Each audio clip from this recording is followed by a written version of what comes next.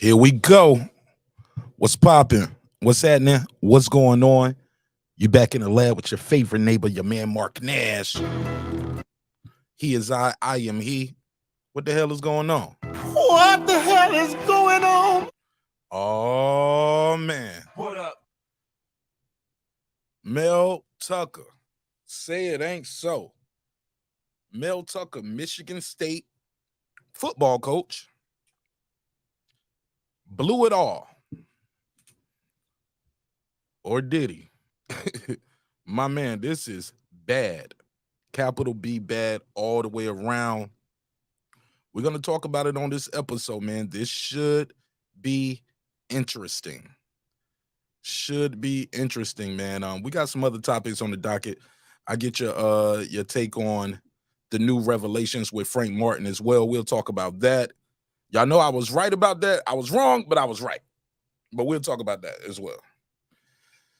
But, man, I'm not going to bury the lead on this one. Mel Tucker, Michigan State football coach, suspended without pay after allegations of harassment.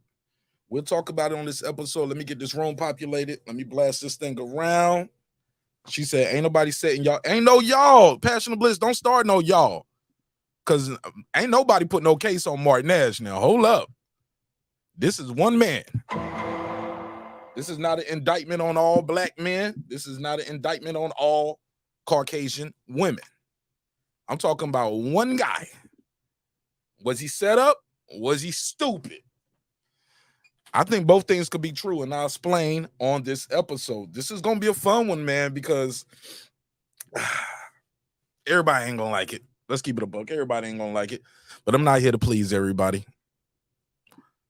But we got to talk about it. $80 million. Passion and Bliss. It ain't no y'all. There's some bad dudes out there. There's some bad actors. But is it possible? The question is it possible? This thing did not supposed to go this way. Is this yeah, we'll talk about it. Let me blast this link out. Put this on the community tab, Twitter, IG, Facebook, everybody. Let them know we are live. And should take me about 5 minutes, no less than 5 minutes. So smash that like button. Let people know where you're from. If you are in the chat, let people know what side of the earth you roaming the turf. This should be a good one. Mel Tucker. Oh my God. How dumb can you be? Let's run this intro. This is my passion. This is what I love to do.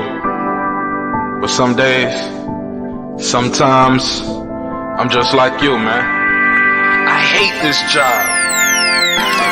Damn, I hate this job. Damn, I hate this job. Damn, I hate my job. Damn, I hate this job. I'm just like you. Damn, I hate this job. Man, I hate this job. Man, I hate my job. From a good dream I wake, sun rays on my face, planning out my day, hoping this ain't the one that I catch a case. I feel so good, I feel so straight. My manager keep calling me saying, hurry up, you late.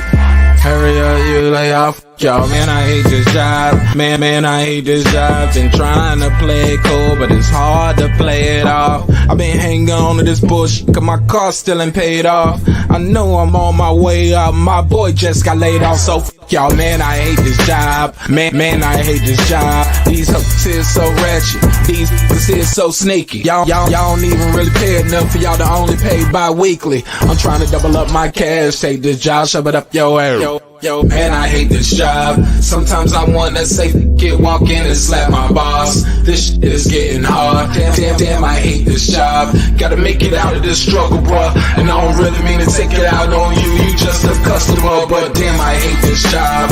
Damn, I hate my job. Damn, I hate this job. Damn, I hate my job. Damn, I hate this job. Damn, I hate this job.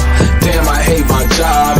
Damn, I hate this job. We're the reason why your stockholders always stay afloat. Yet I'm asking, are they hiring? Like everywhere I go, schedule will say 9, but I think it's fine if I clock in at 9:04. I work 40 hours a week plus overtime just to be bro. So y'all, man, I hate this job. Hate that I applied. So much has transpired since the day that I was high. Told me I could advance, but you were telling me lies. Gotta give your notice before I quit, but you don't say shit right before I'm fired. Damn, man, I hate this job. Sometimes I wanna say, get walk in and slap my boss. This shit is getting hard. Damn, I hate this job. Gotta make it out of this struggle, bruh. And I don't really mean to take it out on you. You just a customer, but damn, I hate this job. Damn, I hate my job. Damn, I hate this job. Damn, I hate my job. Damn, I hate this job. Damn, I hate this job. Damn, I hate my job. Damn, I hate this job. You and your procedures. You and your protocol. You and your policies. None of that shit don't apply to me. You and your quotas. You and your standards. You and your 2 sick days a year. Y'all niggas bananas. Wonder why the postman's posted with hammers. Going postal with Popo on camera. His wage got him enraged. Stressed out, it's hard to maintain. He flips the middle, grabs his. He said, if you don't get the picture, I quit, you ain't shoot. Mother, man, I hate this job. Sometimes I wanna say, get walk in and slap my boss. This shit is getting hard. Damn, I hate this job. Gotta make it out of this struggle, bruh. And I don't really mean to take it out on you. You just a customer, but damn, I hate this job. Damn, I hate my job. Damn, I hate this job. Damn, I hate my job. Damn, I hate this job. Damn, I hate this job. Damn, I hate my job. Damn, I hate this job. Look, man, I hate this job. I put my pants on one leg at a time, just like you. I'm out here trying to take care of my family. Damn, I hate this job. It's not always glamorous, for real. But I do what I gotta do for me and mine, you know? Damn, I hate this job. Damn, I hate my job. Damn, I hate this job. Damn, I hate my job. Damn, I hate this job. Damn, I hate this job. Damn, I hate my job. Damn, I hate this job. Damn, I hate this job. Damn, I hate this job. Damn, I hate my job. Damn, I hate this job. I'm just like you, nigga. Damn, I hate this job. Man, I hate this job. Man, I hate my job.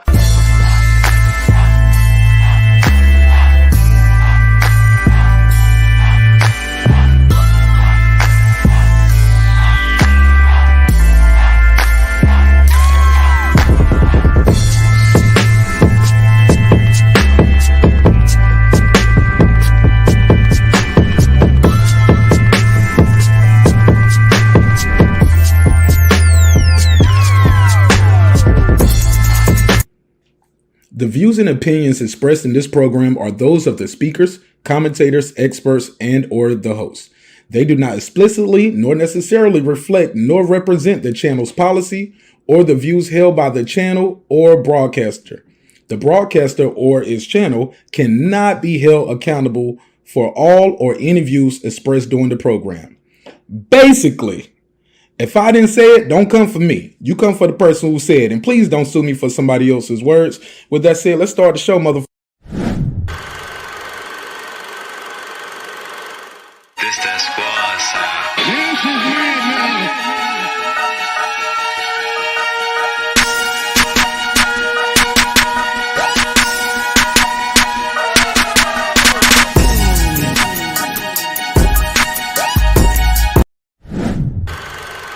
All right, let's do it. This that squad sound.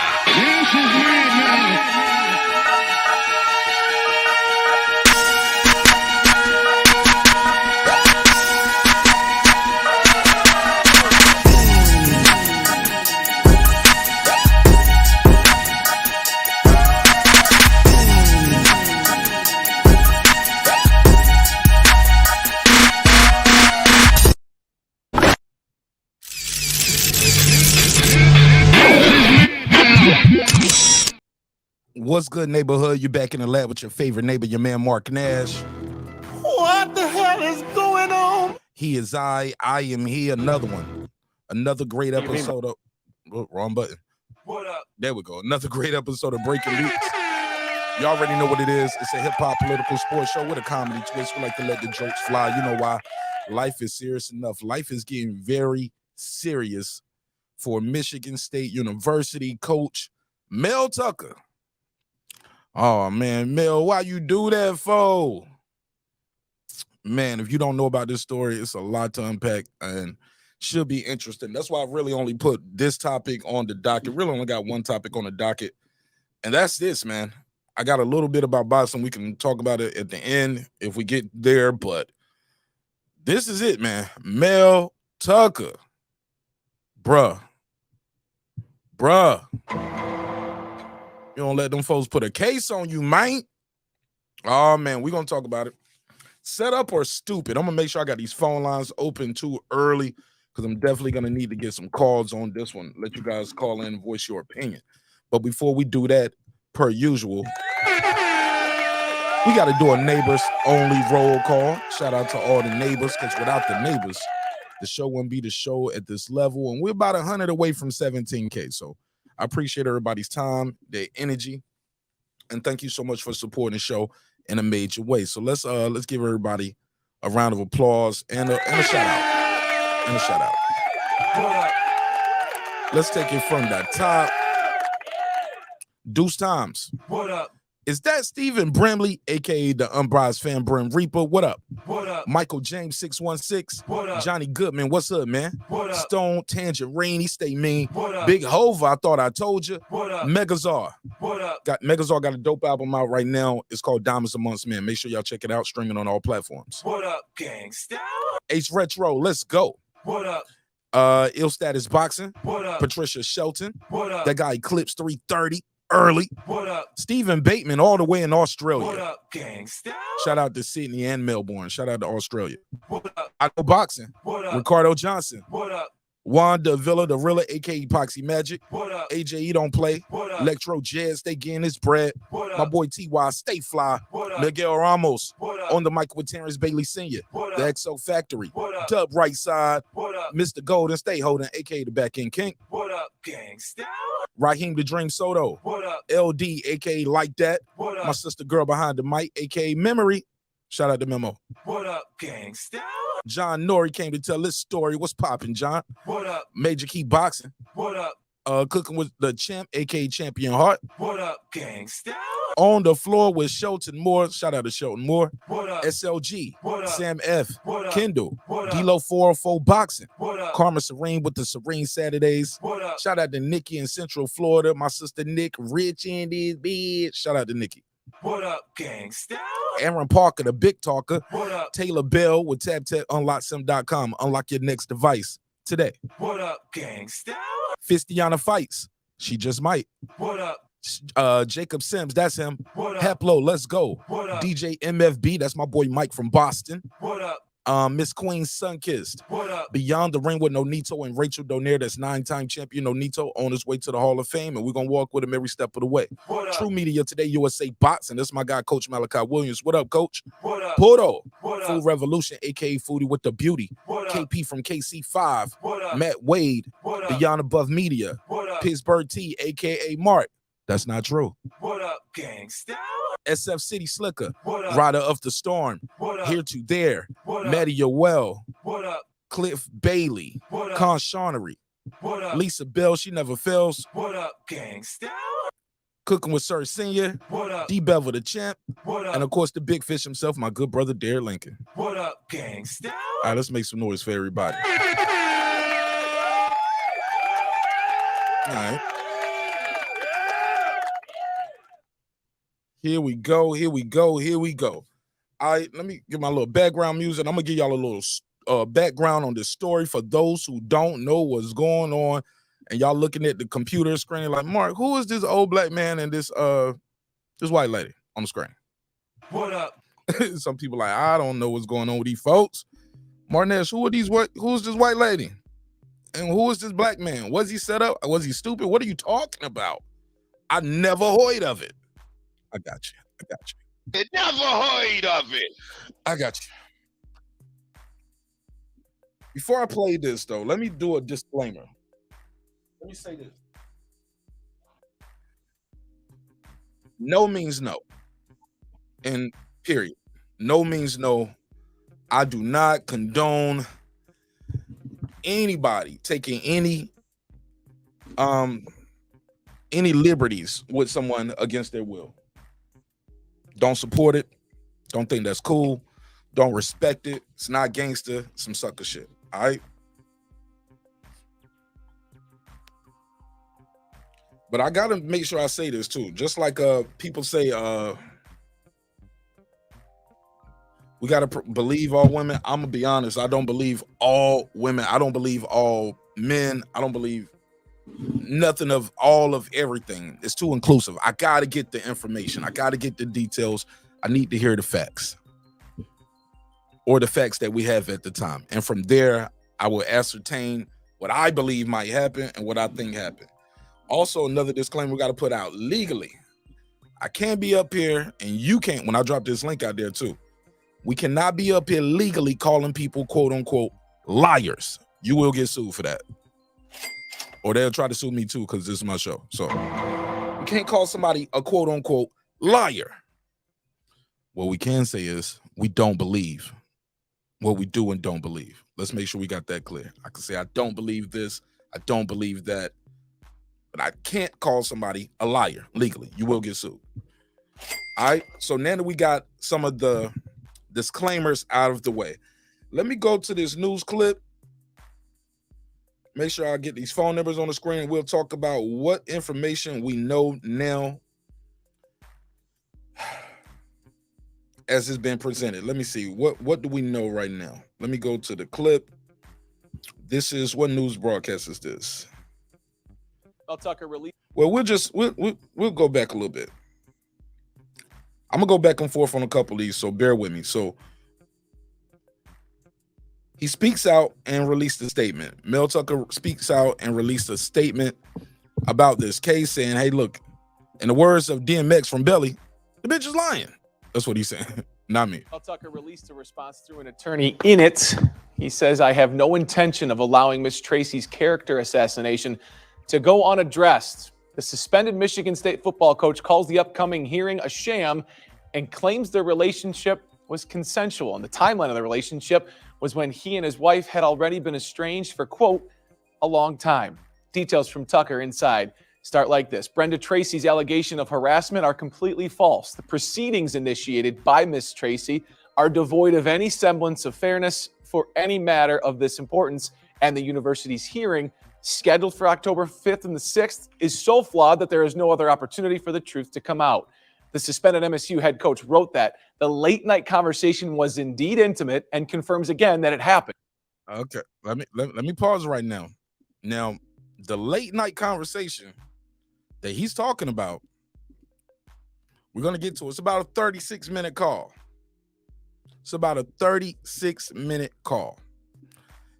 What happens during that call, they both agreed that it happened. We just don't know if she wanted to be a part of it. According to her, she was not a part. She didn't want to be a part of it. He allegedly called her about 12:39 East Coast time. She was on the West Coast, Oregon. At some point during this 36-minute call, he decides to try to make this YouTube friendly. How do I say it?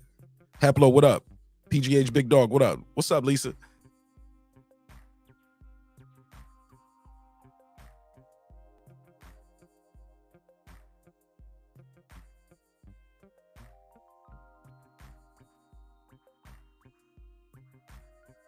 My bad. I clicked the button and kicked myself off the show.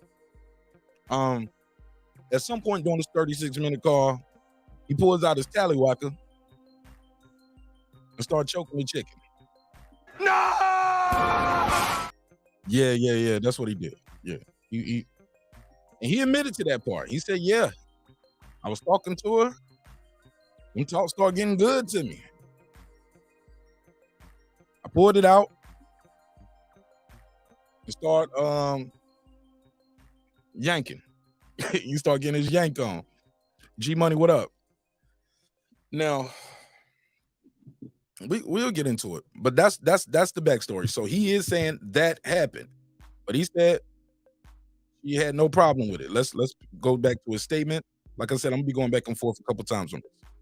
We're 5th and the 6th is so flawed that there is no other opportunity for the truth to come out. The suspended MSU head coach wrote that the late night conversation was indeed intimate and confirms again that it happened. He says, though, he's saddened Tracy disclosed it because, quote, it was entirely mutual, private event between two adults living at opposite ends of the country. He goes into detail here, saying she initiated the discussion that night, sent me a provocative picture of the. Whoa. And he said she initiated. But the problem here is both of those phone text messages, his phone and her phone, no longer have the messages. Oh, man. You ain't screenshot them. You ain't send them to yourself or nothing. Oh, man. It never heard of it. Man, you ain't got no receipts. You got enough money, though. You better find you somebody who do forensic work on these phones. Take that phone to a forensic person so they can dig this stuff up. Two of us together, suggested what she may look like without clothes, and never once during the 36 minutes did she object in any manner, much less hang up the phone. He said, much less, she did not hang up the phone. She let him finish. Okay. I wonder if she waited for him to wipe off. All right, that's neither here nor there. Now, he has admitted to it, but he said it was not harassment. He said these claims are completely false, hence the title of this episode. Close quote. Tucker All right. claims the university admitted it is not a Title IX matter, and rather Tucker suggests there is an ulterior motive designed to terminate his contract. And that's what people are saying. I'm hearing a lot of people around the industry saying, hey, Mass Disruption, what up? Sheldon Moore, I see you. Some people are saying, hey, look, man, you got this contract, a lot of money, $80 million plus, right? It's possible with your losing ass team over here right now, they just needed a reason to get you out of here anyway. Maybe they was having buyer's remorse. Maybe she was an op. I don't know about all of that. But it's possible, right? That's what they saying. Man, he ain't got no text messages. She don't have any text messages. We're gonna talk about it. Got another clip. Let me find this clip. We're gonna unpack it. And then I'll open the lines up. Well, the phone lines are open now, but I'll definitely open the panel up. Let me play this clip. Now, this is what we know about the investigation so far. This is a recap from the news. This is everything they say we know about this. This is a few hours ago. So it's a little more updated. Start off with the horrific allegations. Horrific? Bitch, it was jerking off on the phone. Come on now. Horrific? At Michigan State University and against head football coach Mel Tucker. Let's go ahead and give you a timeline of all this. He has been suspended without pay for sexually harassing Brenda Taylor. She is a rape survivor and an activist who specifically talks with teams all around colleges and universities about sexual violence. And now, I'm going to say this. If you, like, how stupid do you have to be? How can you even get into a relationship with somebody who is a rape counselor? I'm just saying, bro. Out of all the people,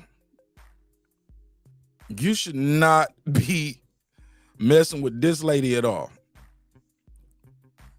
All right, now let me get my screen grabs because I got some screen grabs. I got it because I want you guys to follow this timeline. Let's play this while I get these screen grabs. She was brought into Michigan State to talk to the team twice. This incident happened in April of 2022. Then Taylor made a Title IX report in December of 2022. Stop right there. What year we in, y'all? What year are we in? What year is this? 2023, right? Let me put this on the screen. Now, make sure y'all follow me with this timeline. Smash the like button on the way into the room. According to the evidence that we have right here, from all accounts, this incident happened in April 2022. It was not reported till December. Now, what transpired between April and December is very interesting because the accounts change depending on who you're talking to. But the fact is, she did not have another speaking engagement after that. She had a speaking engagement at the school scheduled. It was postponed, canceled, whatever you want to say. Now, he said it was just logistics.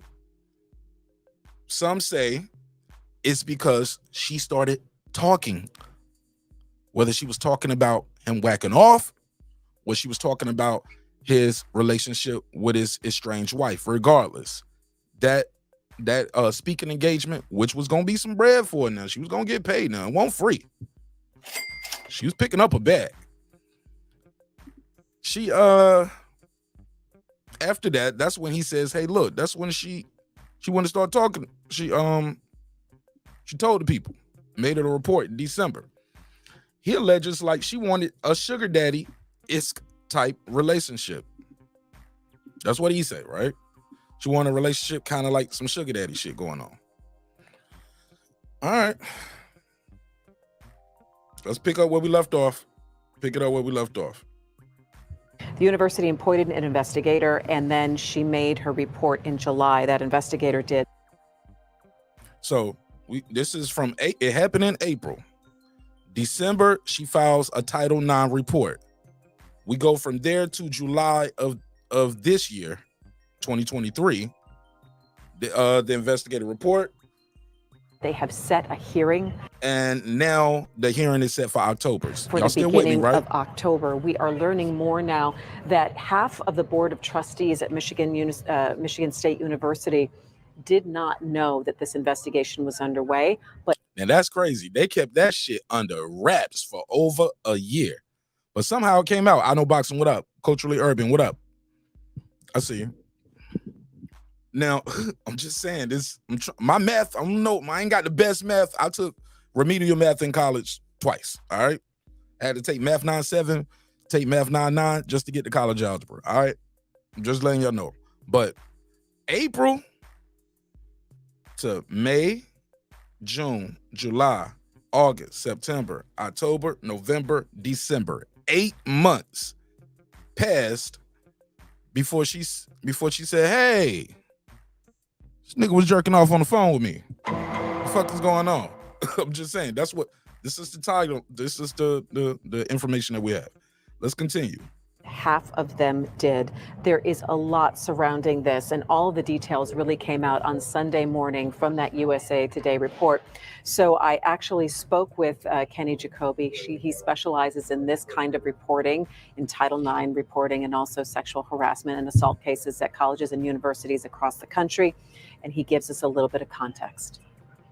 All right, now Kenny, obviously, everyone. Now, after I play this clip right here, I'm gonna drop the link out there so I can get your take on it as well. And is reading what you wrote, the report that came out on Sunday morning. Can you tell us initially how you got the tip on this? I know this is the kind of reporting that you specialize in. Yeah, I don't want to go too much into the process of how we got the story, but I will say that Brenda is the one who contacted us.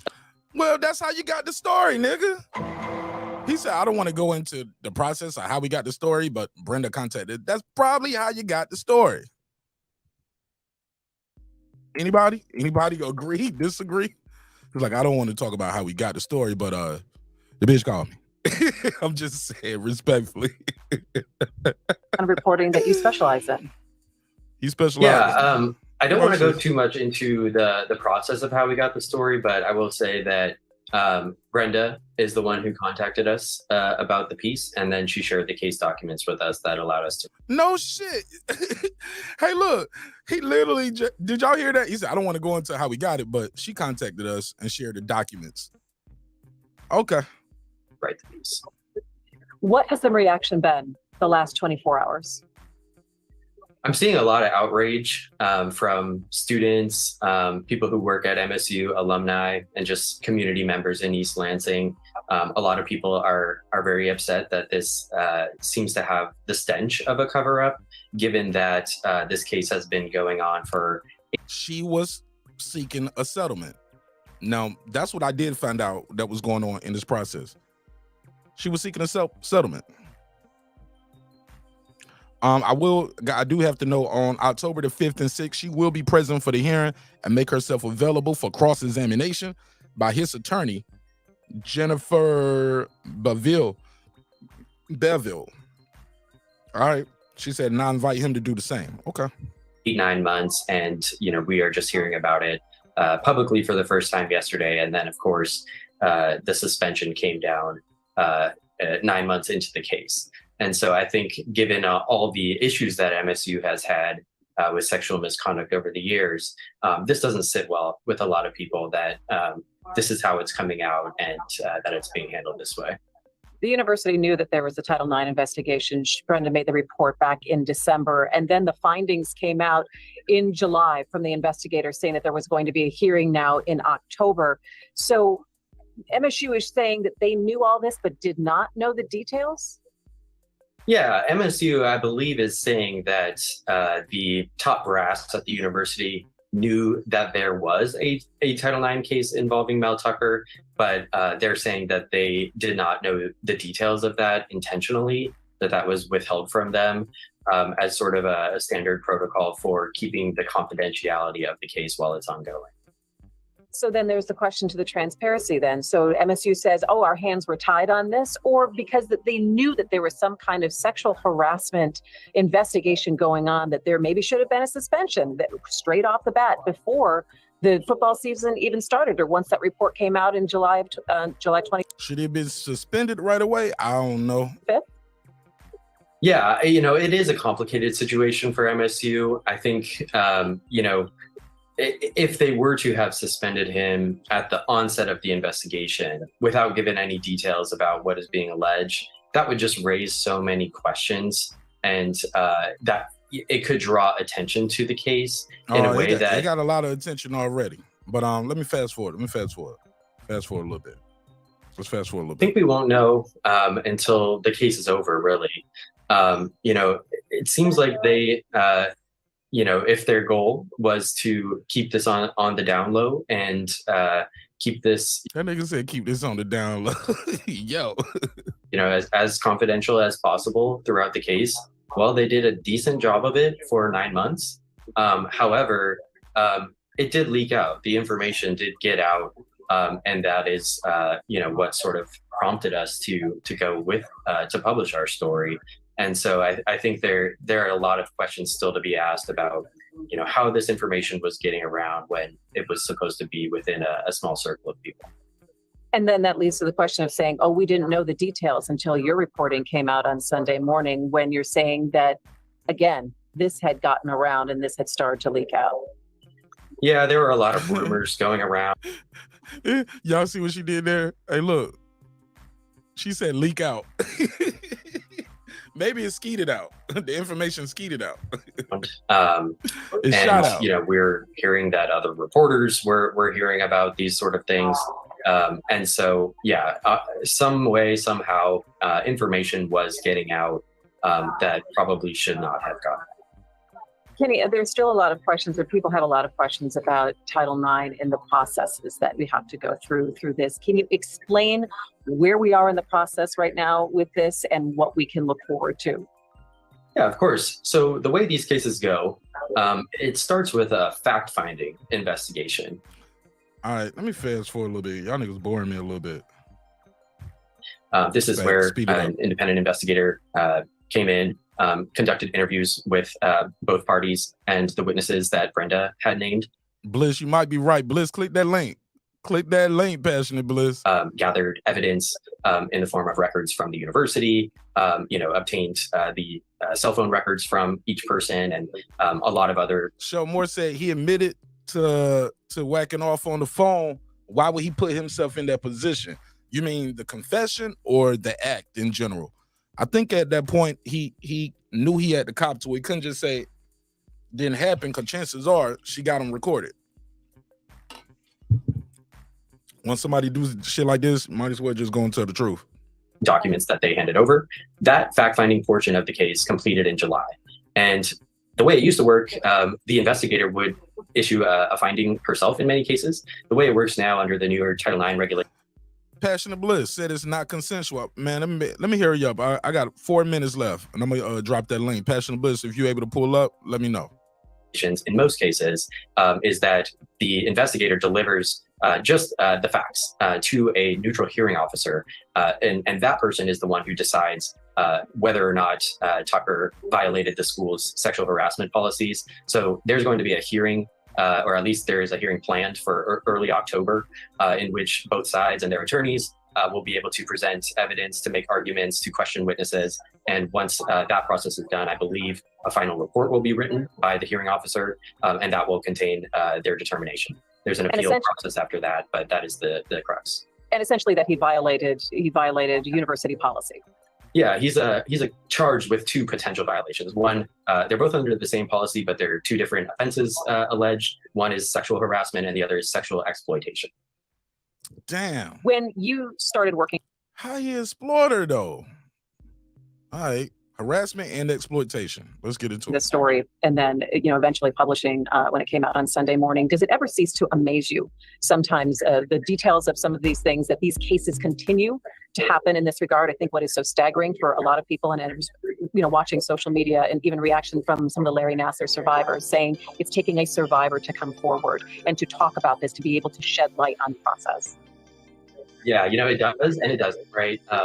These cases are so common. We've been dealing with them for as long as I can remember. And the real tragedy of this case, I think, is that Brenda had come to MSU believing that she could help reform their campus culture around sexual violence. She has made her career out of turning her pain from her gang rape 25 years ago into purpose. We'll re-tackle that to the gang rape 25 years ago.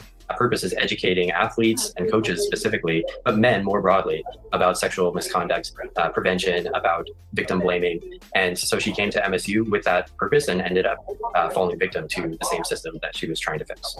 And that's what I think that horrifies me as well, is that I know that people will be blaming her today. Yeah, some people gonna blame her today. Some people gonna blame him too, Miss Lady. Some people gonna blame him too. But yeah, it's a lot of blame to go around. And forth of who to believe in this case. And when it comes down to also probably the worst judgment call Mel Tucker could have made. All right. Yeah, very, very poor judgment for Mel Tucker. There's no such thing as a perfect victim out there. There's no one way that a survivor is supposed to act or should act. And oftentimes it's out of their control. These are bodily responses. Some people have asked, well, why didn't she hang up on the phone? Mm-hmm. And I think her answer to that is that I froze. And that is not something that you can control. That is when your brain and your body take over the situation. Man, my body know I'm still holding the phone though. And you almost start to dissociate as if you're watching what's happening to you. And so she felt like she didn't have any control over that moment, and didn't even occur to her at the time that she could hang up the phone. And so I think there's a lot. It didn't occur to her. She said it. Shout out to the ladies of our top. Said it didn't occur to her she could hang up. All right. She said she froze. All right. I'll drop the link out there. I think I got one more. Is now turned on him. Let me see this. Everybody was bringing this woman in. Listen to pretend like, oh yeah, we're showing these young men.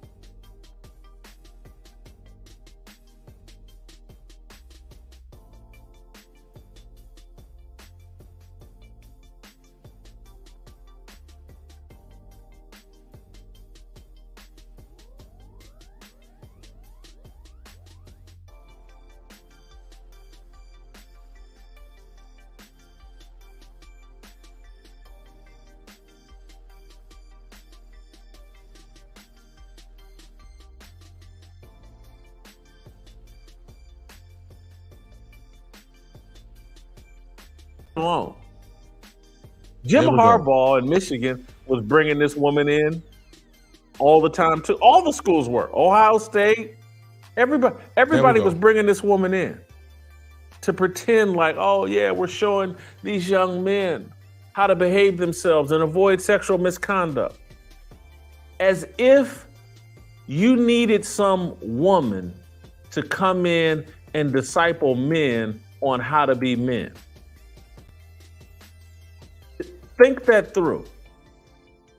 You need a woman to come in and disciple men on how to be men. You're a football coach. You've got a bunch of assistant coaches. You got to pay some woman $10,000 to come in and tell some boys, hey, look here, when she says no, that means no. Right. Look here, don't use alcohol and drugs to try to score a set. You need a woman to come in and teach some boys common sense. We're avoiding our responsibility as men and playing this game while they funnel money to all these women and try, oh, look how diverse we are. We have a woman that comes in and talks to our guys. We've got women on our coaching staff. It's all window dressing. It's all an avoidance of your responsibility as men. Mel Tucker's not the only fraud. He's just the dumbest fraud. Oh, he dumb. And I get that he was set up here and he was preyed upon, but he's the biggest villain of them all. He's the biggest fraud of them all. His contract's fraudulent. His perception is successful is fraudulent. And yes, I'm going to go here and piss people off, but I don't care. Say it. Say it. I just want you to think. This dude is bringing Brenda Tracy on campus to talk to his guys. Right. I want you to think about Deion Sanders bringing Brittany Renner in to talk to his guys at Jackson State. I complained about this in real time. This isn't hindsight being 2020. Let me fast forward. They're playing a branding game, a reputation enhancement game. Fast None forward. of them are real. None of them are really about that life. They may be well-intentioned, but they're not well-informed and they're not very responsible. It all looks good over social media and everybody capes up. And again, 2 years ago, Mel Tucker was the greatest coach in the history of college football, and he was the Black Messiah. We're 2 games in to Deion at Colorado. So I got plenty more to say, but I'm going to save some of it for my conversation with TJ Moe. I want to take care of our purpose. Let me rewind a little bit now. Themselves from being accused of harboring a culture of rape. She's Me Too insurance. Like a good neighbor, Brenda Tracy is there for guilt-ridden coaches who want to masquerade as allies to feminists. Tracy accepts speaking engagements, honorary captain status, and a hefty fee in exchange for pictures and social media plugs. She builds brands, her own, and whatever slimy coach or university is willing to pay. She's no different and just as useless as the diversity, equity, and inclusion executives universities employ as racism insurance. Oh, he going in. Pleasuring himself 1,000 miles away. Stop for a minute. Just think about that. Listen to it. This woman is being brought in to set expectations. That's her slogan. She's being brought in to counsel young men. She's strong. She's a survivor. She's going to come in and teach these young boys how to handle inappropriate behavior. A married man engages her in a 36-minute phone conversation. He's in a hotel room somewhere far away. She's in a 36-minute phone conversation with him, and she can't hang up the phone when this guy whips his thing out and starts telling her he's rubbing on it. Come on now. She can't hang up the phone. But why not? Let's bring her on campus, and she's going to teach these young boys how to handle sexual misconduct. She couldn't hang up the phone at midnight. She should be asleep. Mel Tucker should be asleep at midnight. I'm in bed every night by 9 p.m. Well, to be fair, for her, she was on the East Coast, so it wasn't midnight for her. I mean, he was on the East Coast, so it was like 12:39. It's like 9:39 for her. Scam. Brenda Tracy is a classic fraudulent feminist. She's equal to men until the very moment being inferior and weak benefits her. See, just think this through. She's a feminist. She's all about equality. But when it financially benefits her to be weak and inferior. Oh God, I just couldn't. He's masturbating on the phone, and I just couldn't muster the strength. I'm a victim. I couldn't hang up the phone. Oh, it was so traumatizing. Listening to this man on miles away tell me. I'm gonna be honest. I'm gonna just keep it a buck with you, man. Shout out to Big Blunts and Boxing. What up, fam? I've had some conversations I didn't want to have on the phone. I'm gonna let y'all know right now. If a motherfucker was jerking off on the phone talking to me, I would have to hang up the phone. It's like, it ain't no I'm shocked and I'm frozen. It's a damn phone call. Hang up the phone. Yeah, that's Whitlock, and I disagree with Whitlock on a lot of things fundamentally, but I mean, damn it, if you're right, you're right. Hang up the phone, Tracy. Brenda Tracy. Why did she stay on the phone? Now, I found this other thing very similar. Before they had their fallout, they have a call log of over 27 calls. Back and forth. 27 calls in less than a year. The average time for these calls are 30 minutes. Most of these calls are at night, too.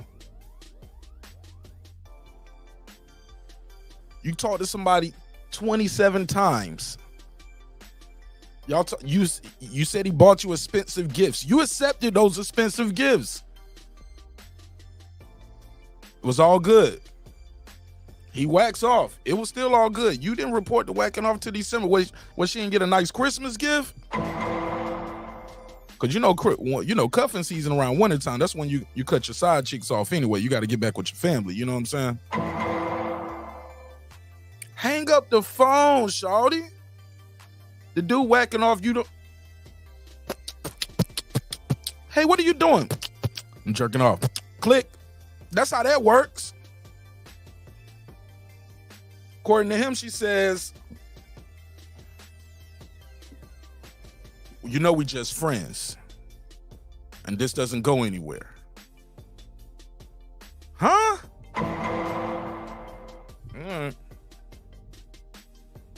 His story sounds very believable that she wanted a sugar daddy type relationship. He was all in on it, buying her gifts. At some point, that shit stopped. He didn't bring her back on for that speaking engagement. Christmas time come, she tell on him. All right, play some more of this. My bad. Miles away, tell me he's pulled out his erect penis to pleasure himself. Oh, I just didn't know what to do. Yeah, hang up. Say she was equal to a man, and then in this moment where it benefits her, she's weak and inferior, and oh my God, she's a victim. And you know, how dare anyone ask her to hang up the phone?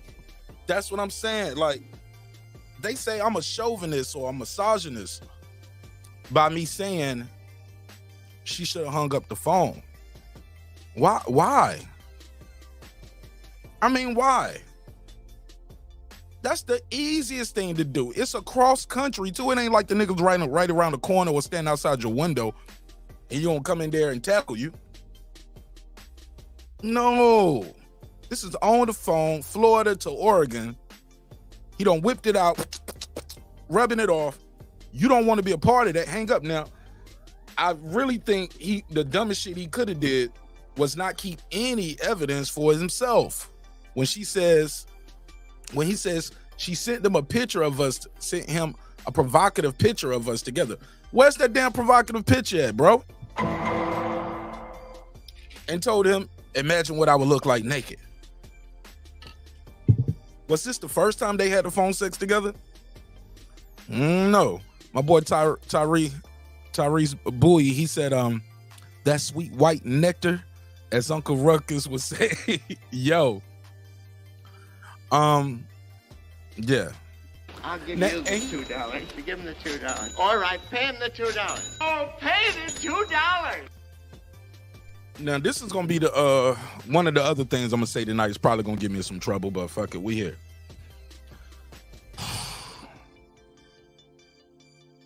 Allegedly in 1998, she was a victim of a rape. Grapes. Can't say the R word. Grapes. She had 4 guys allegedly give her some grapes in 1998. Nobody was charged or convicted. The prosecutors did not decline to prosecute. She even said they destroyed her kit 3 years before she was supposed to, she's supposed to be notified if they're going to destroy your rape kit and all that stuff. But I'm going to just say it, man. Now, these was 4 football players at Oregon. She allegedly just had another assault at a football by a football coach. I ain't the smartest nigga in the room. Matter of fact, I am. I'm the only one in the room right now.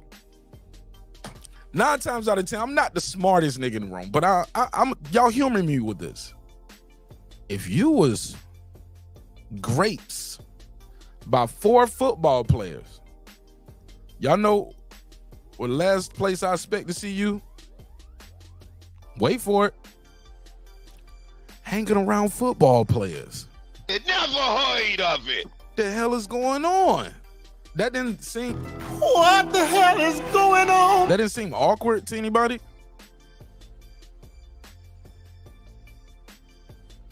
Those are the guys you're trying to talk to say, hey, man, y'all shouldn't be doing this to people. Maybe you should be talking to women and telling them to be more aware of their surroundings, whatever. I can't...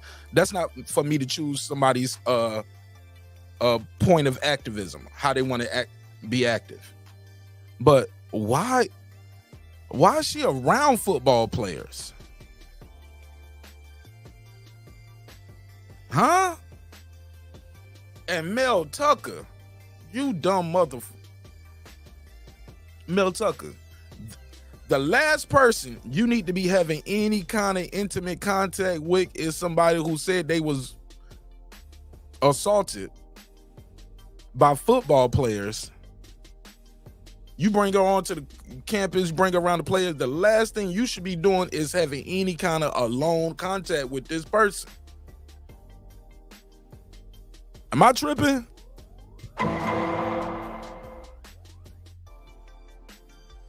Bruh, this is bad. He gonna lose that money, man. They gonna fire him and they're gonna have cause. They're gonna fire him and gonna have cause. Because he's already admitted to being inappropriate with the vendor. Of course she's attracted to culturally urban. Of course she's attracted to him. You seen her kids? She got biracial kids. I don't know if they football players or athletic type dudes, but she got biracial kids. So yeah, she must have some attraction to black men. So it's not far-fetched that she's attracted to him.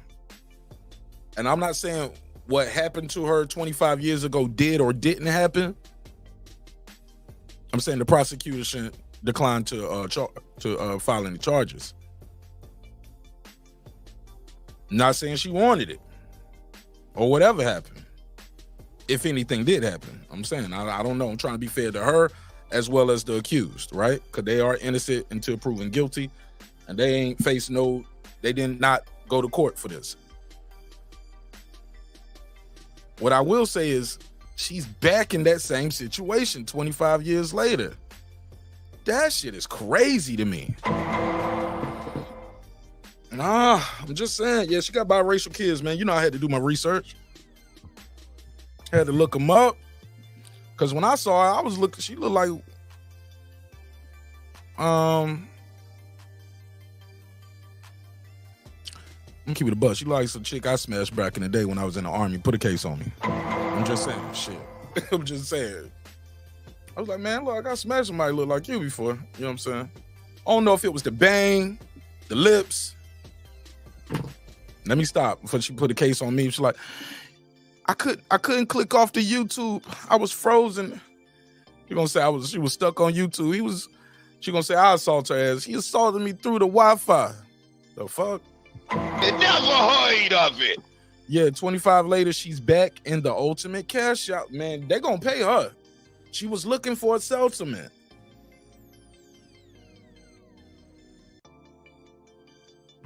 Crazy, crazy, crazy.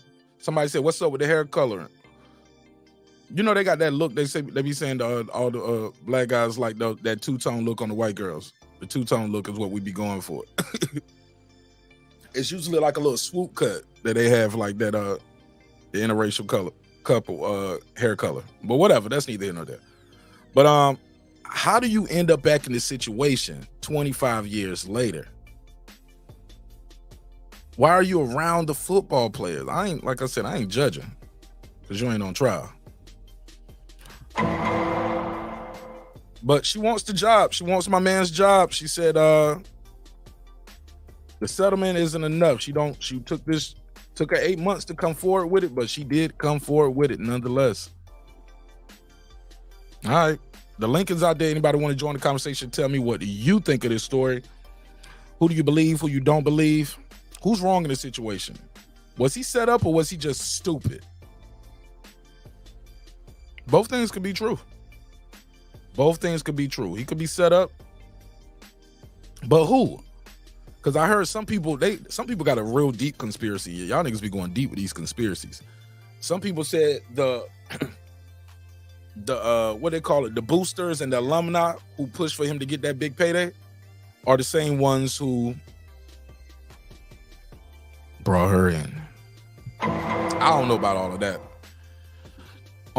that. Somebody said Mel had that Twister featuring Charlie Brown make a movie playing in the background. Maybe I could tape you and you could tape me. When I pull up in the H2 and you pull up in your H3, you know what Hey, look, he would have been better off if he had something recorded. He has nothing. He needs to have something to show that this was consensual, right? Somebody said he probably was pulling it while yo, I'm not reading that fair. Women feel Nah, it was over the phone. Mark Summers. It was over the phone. I don't know, man. I don't know what is gonna transpire from this, but it's not looking good for Mark Summers. I said Mark Summers. Mel Tucker. Well, I can't help you here. But the link is out there. I'm gonna play some more of this audio, and the phone lines are open if you want to call in and voice your opinion. And so they get out of this contract while smelling like. There we go. Let me rewind. So this is one theory that this guy is saying.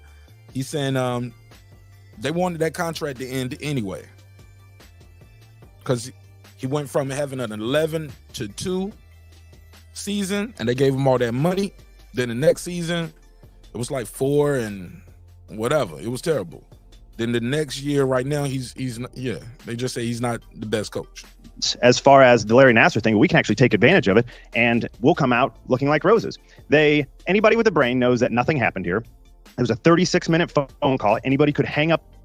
Yeah, see, he's saying this. Let me rewind a little bit.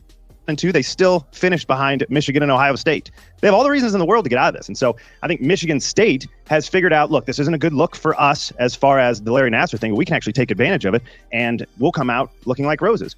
Anybody with a brain knows that nothing happened here.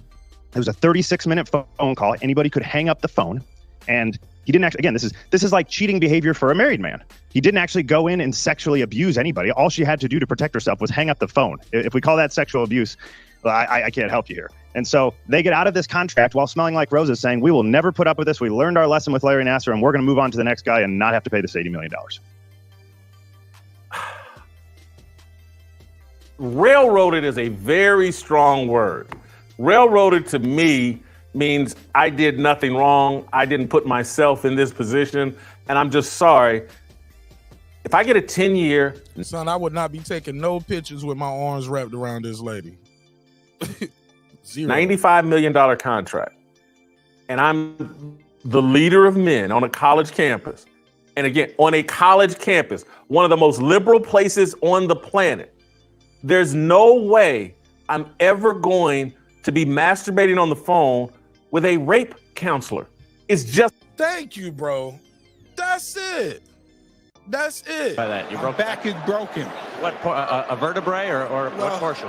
Spinal. What the hell is going on? Bro, why are you whacking off on the phone with a rape counselor? With a grapes counselor? Like that say he ready to risk it all. He said, damn, she has some piercing eyes. You ready to risk it all, Playboy? You gonna risk it all? I disagree with y'all said she was an ugly lady. I don't think she's ugly at all. I think she's a very attractive lady, especially for her age. Like, how old is she? How old is Brenda Tracy? Brenda Tracy age. Let me see.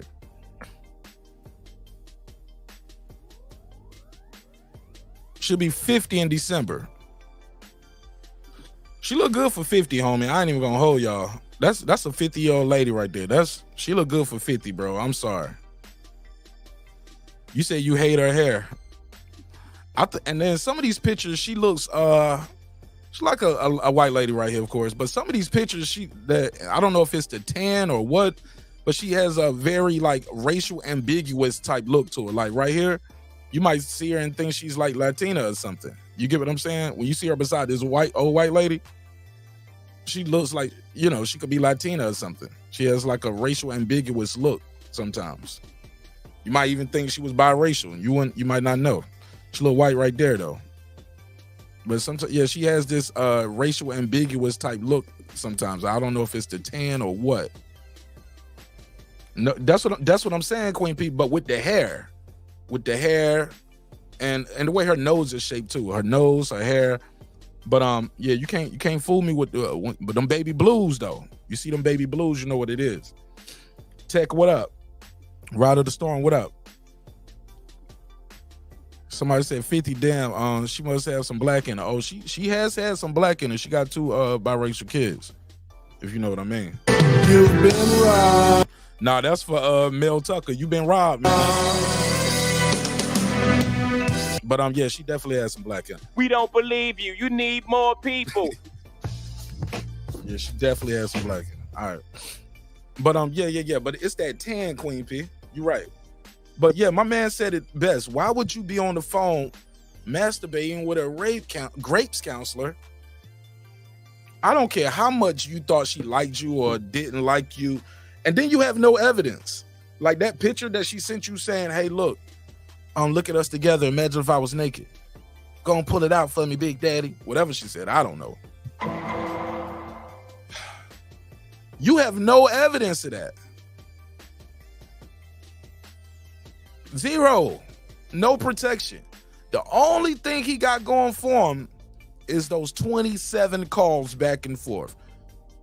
Why are you guys, like, I want to hear how she explains those 27 calls. Why are you guys, and the average time of those calls is like 30 minutes. 27 calls, 30 minutes. I've known a lot of y'all for years, man, on this show. And we don't have a call log with 27 times. Love Lisa Bells to death. Me and Lisa Bells have never called each other 27 times in the 3 years I've known her. Or talked for 30 minutes on any of those.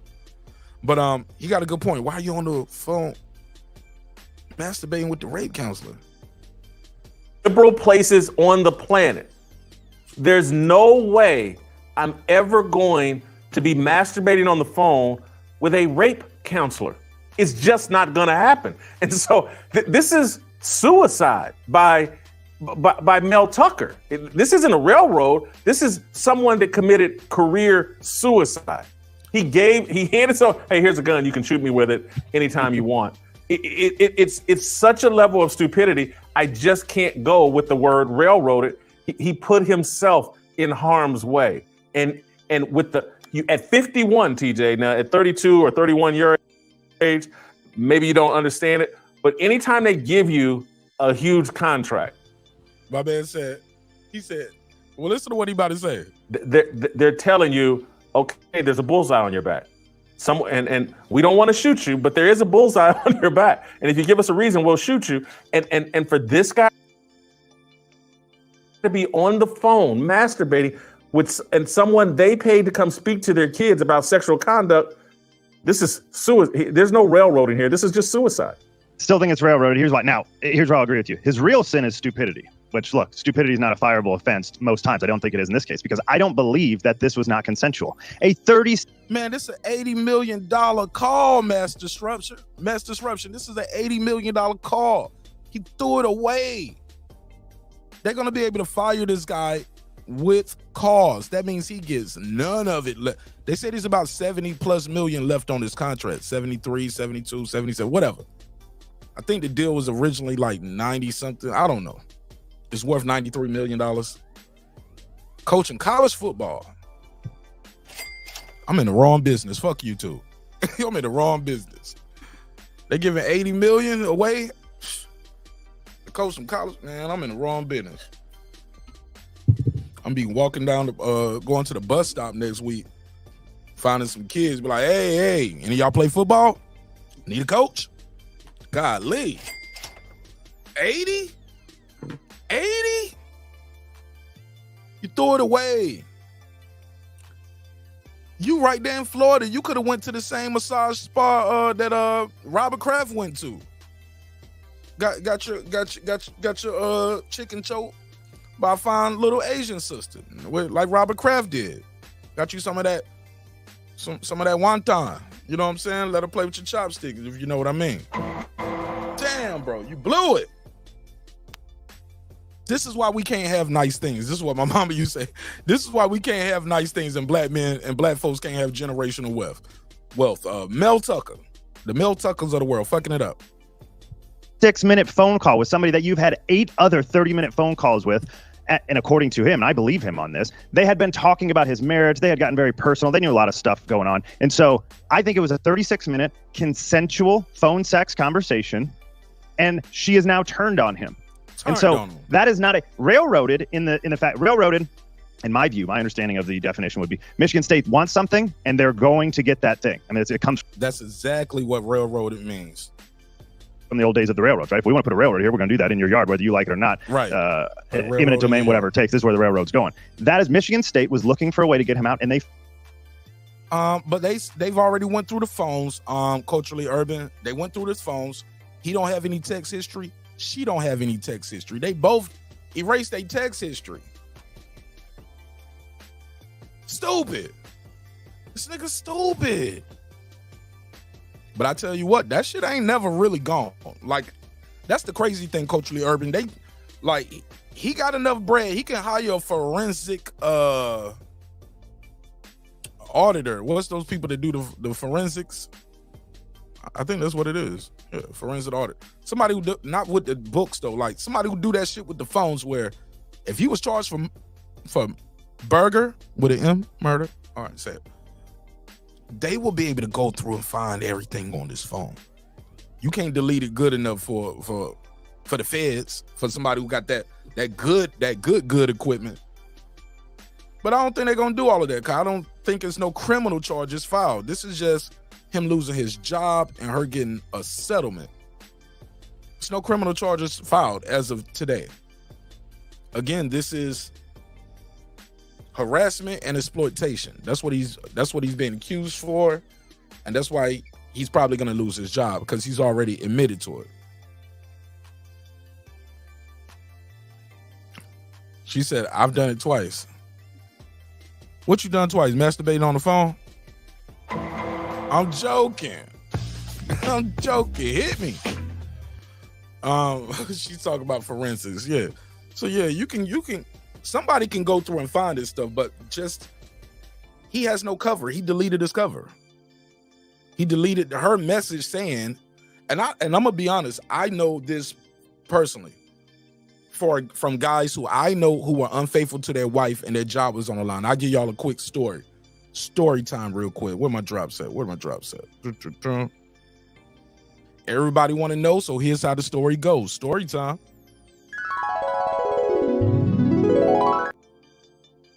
All right, so back in the day, right, I used to work at a furniture store. They sold furniture, PlayStations, all of that at a low price. I'm not gonna say the name of the company, but let's just call it rent a nigga, if you know what I mean. So I was working at rent a nigga, right? Where we would sell somebody a one slice toaster for $80 a month, $20 a week.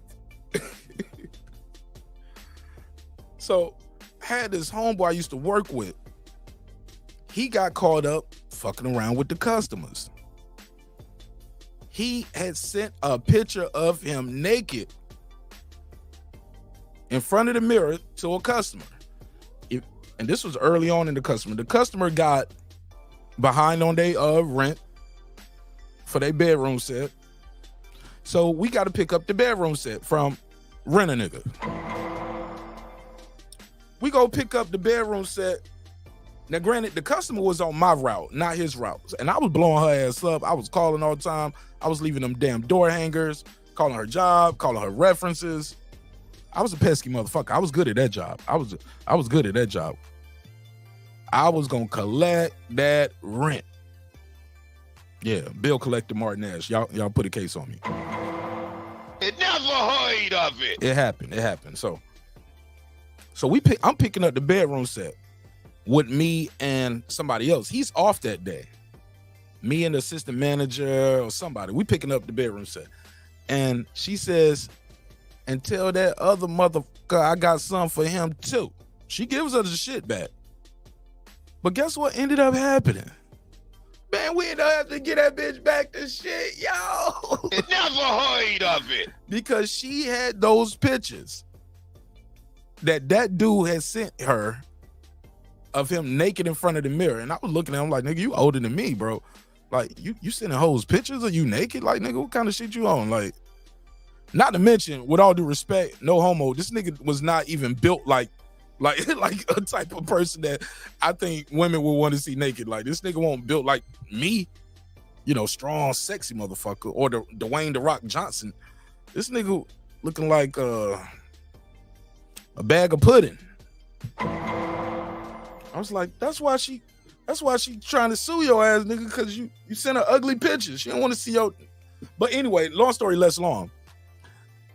His ass got fired. Yeah, they got him out of there. We don't believe you. You need more people. They did not believe him. Now, he wanted us to. He was telling me and the manager and the assistant manager, he's like, just bluff her. Tell her y'all got the picture of her. I was like, what? Why would we say that? He said, because I had pictures of her. I just deleted them because I'm married. He had no text correspondence for her. No pictures from her. All we got, and all she had to show us was that one picture of you naked in front of the mirror, nigga. And it was a wrap. Nobody wanted to hear nothing. Nobody asked her, hey, well, look, wait, he said y'all was talking back and forth. Can we see your phone? No, nigga. You fucking with the customers. Yeah, they do, Queen P. A lot of them. A lot of that shit be coming back. Fucked up. Yeah. But that's a whole nother conversation, yeah. But he was out of there. And what messed him up, because he had no evidence, and he had no evidence because he's the married one in this situation. So he was deleting everything. He enjoyed for a little bit, enjoyed for a day, and then he'll delete it. Had no evidence. In this situation, if she sent something to Mel Turner, she would have deleted it. And if Mel Turner was, and she probably ain't slow, man. She probably hip to the game. Like, she noticed you only calling me late at night or when you out of town, like shit like that, and you telling me like, yeah, me and my wife breaking up. That's what the cheaters thing always is. It ain't just, hey, look, I'm happily married, love my wife, but shit, I want to see what that mouth do though. What up? Niggas always lying to the bitches when they cheating to them. Excuse my French tonight, y'all. I told you I'm gonna be talking a little raggedy. Tonight. But niggas always be lying to the bitches too. Be like, yeah, me and my wife, we got our problems. We going through some things. No, y'all ain't. She think it's good. You just want to get some new scattered ass out here. And it happens. And it's okay. But you gotta, well, actually it's not okay. I lied. He lied. I lied. Y'all niggas worship him. The one thing about, yeah, I lied, man. I lied. That's not cool. But You gotta have some path to save yourself when the shit hit the fan. Like, to protect yourself, because she gonna delete it, because she gonna say, she gonna delete all her shit. And it's gonna look like you don't text this girl for 9 months and she never replied. That's what this shit gonna look like, bro. And you ain't gonna have nothing because you calling from your main phone and you don't deleted all the evidence, because you know you can't just leave that in your phone because you're married. Right, mass disruption. Niggas need to have a burner. Actually, no, be faithful. I lied again. My bad, I lied again. No, just be faithful. But if you gonna be fucking around, you better have some kind of paper trail to say, hey, look, man, I won't harassing this lady. She's a counselor for assault victims. You ain't check the background. You ain't do the report. You just believe her story that 4 football players did that to her back in the day. She out here spreading awareness, and she just think your ugly fat black ass is cute or something, nigga. She just, bruh, nigga, look at you. You think she just thought you was cute, Cosby face ass nigga? Huh? It never heard of it. Bruh. Cleon looking motherfucker. Look like one of them Cleons off of Star Trek. The hell is this nigga on? What's up, Carmen Serene? Carmen Serene, here we go. Let me give you a recap for the people like Carmen Serene just got here. Got this dumbass black dude right here. Coach Mel Tucker from Michigan State University is about to lose his $80 million, 10-year, $80 million contract. I think it was $93 million, but it's only a couple years left. Well, it's not a couple years left. It's 7 years left. I think it's 7 years left. It's about 70-something million left.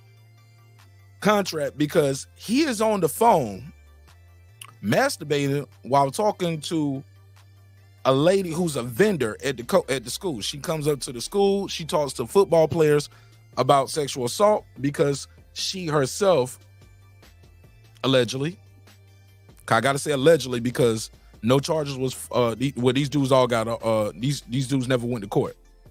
I think they was arrested and the prosecutor declined to prosecute. But these dudes right here on the screen, when she was in college, according to her, they grapes, if you know what I mean. Take the G off. Grapes without the G, her. Since then, now she look very white right here. I ain't even gonna lie. She left a little white right there. But since then, she travels across the country, goes to football. Ironically, she's still fucking with football players. And she's telling football players, hey, no means no, don't drink, don't get girls drugs or get them drunk to have intercourse with them, things like that. She had a relationship with this guy right here. She said it was just professional. He's the coach. The incident happened April 22nd. I'm sorry, April of 2022. Pittsburgh, see, I got you right after this. The incident happened April 2022, where he masturbated on the phone while talking to her. She reported it 8 months later, December. July of this year, the investigative report comes out, and they are scheduled for a hearing in October. She was seeking a settlement. He is scheduled to get fired. He's been suspended without pay, and more than likely, he's going to lose his job, his $80 million job, for a phone call, a 36-minute phone call where he was whacking off while talking to this wholesome white lady right here. That's pretty much the nutshell, Carmen. That was the topic. He said those allegations are false. He said it was consensual. He did say he did it now. He did say he got on that phone and rubbed one off. But he said, man, she initiated it. She sent me a picture of us together and said, hey, imagine what I look like naked. So I called the bitch. And while I'm talking to her, I was like, hey, what's going on with that little text you sent? She's like, I'm just thinking about you, Big Mel. You thinking about me? Yeah, I'm thinking about you. Well, shit, let me pull it out then. Cosby face, Cleon ear looking motherfucker. Yep. He thinks she just thought he was cute. He's about to lose his $80 million job. Pittsburgh T, talk to me. Karma, I hope that was enough update for you. I was just giving you a little update. Pittsburgh T, what's up? Hey, look, Mark, man, this stuff right here, I think two things people got to be aware of. Like, dudes got to, first of all, company policy done got a lot of people messed up where they don't understand company policy. They don't understand sexual harassment. Like, it's just a simple rule that everybody done heard. Just, you know, where you work at, just don't mess with them women. It's millions of women in America. If you'd have messed with anybody outside of that vendor, this wouldn't have been an issue. And this lady wouldn't have been able to sue and get this money because the issue is this. Even if she was consensual between... She getting paid. She getting paid, yeah. She gonna get paid and he gonna get fired.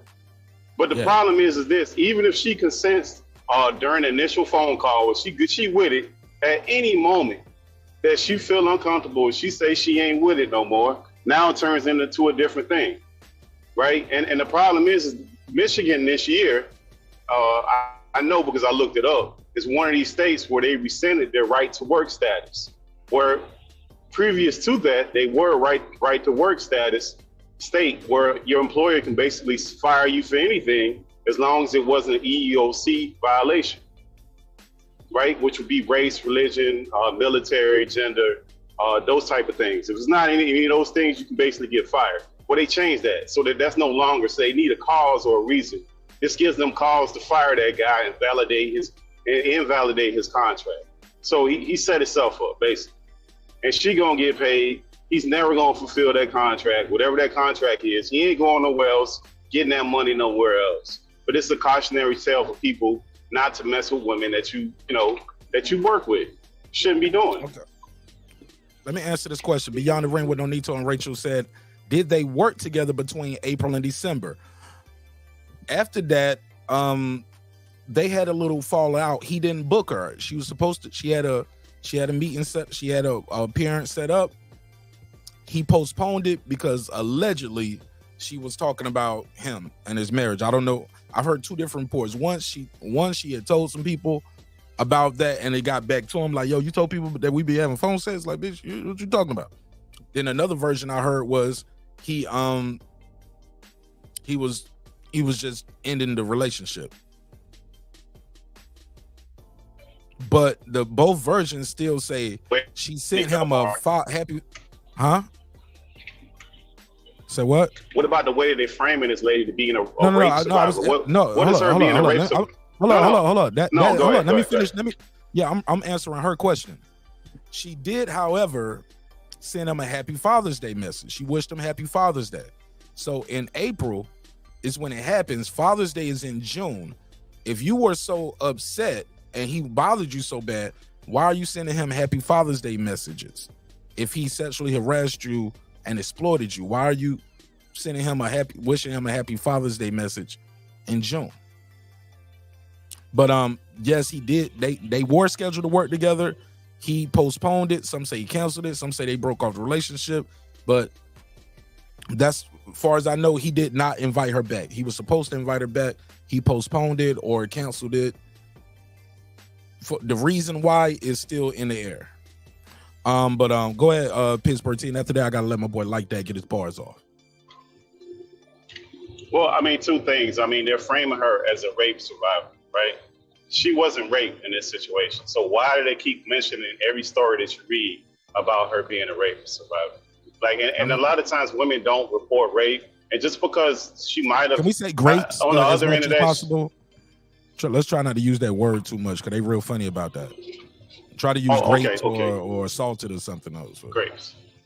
Okay, so and a lot of times when women are in those uncomfortable situations, they do still keep in contact with the assailant. So I mean that can be true. It just the way that this has been framed, it just doesn't look right, and because of the way that the state is made with it being now it's you have to have cause to fire somebody, and this gives them cause with him being a state employee. Damn, we lost Like That. Like That said, man, you gonna let Pittsburgh T keep talking? I'm getting the hell up out of here. Let me see if I can undrop the link again. Maybe he got dropped off though. Yeah, he come back up. like that. I want to hear what he got to say. So yeah, I like that. I like LD, man. That's the homie. LD, talk to me. LD, unmute your mic. Yo. LD, there you go. What's up, bro? Man, what's up, man? What's popping with you? Talk to me. What's your take on this topic? I mean, on this situation, I think the brother, lost his composure. You know what I'm saying? I mean, I don't understand how, as a coach, and you've been coaching this long, like, you didn't have enough professionalism to know, like, that wasn't the move. You know what I'm saying? Like, even if y'all had something going on, you should have never allowed it to be recorded. You know what I'm saying? Well, no, it wasn't. We didn't say it was recorded, but we don't know. We can assume it's recorded, but we don't know. Okay. It was reported. It was reported. But he okay. confessed to it, though. So it don't matter if it was recorded or not. He already copped to it. That over the phone shit, that wasn't player, man. That wasn't player. And I don't know, bro. I just think, like, he should have just kept his composure. If they did have something going on, he should have just kept it, like, the interactions in person and move accordingly, in my opinion. Or don't fuck with her at all. She the help. I mean, she don't gonna fuck happen, with the man. help. When you what they say, and look, and if you gonna fuck with the help, don't fuck with the counselor for SA.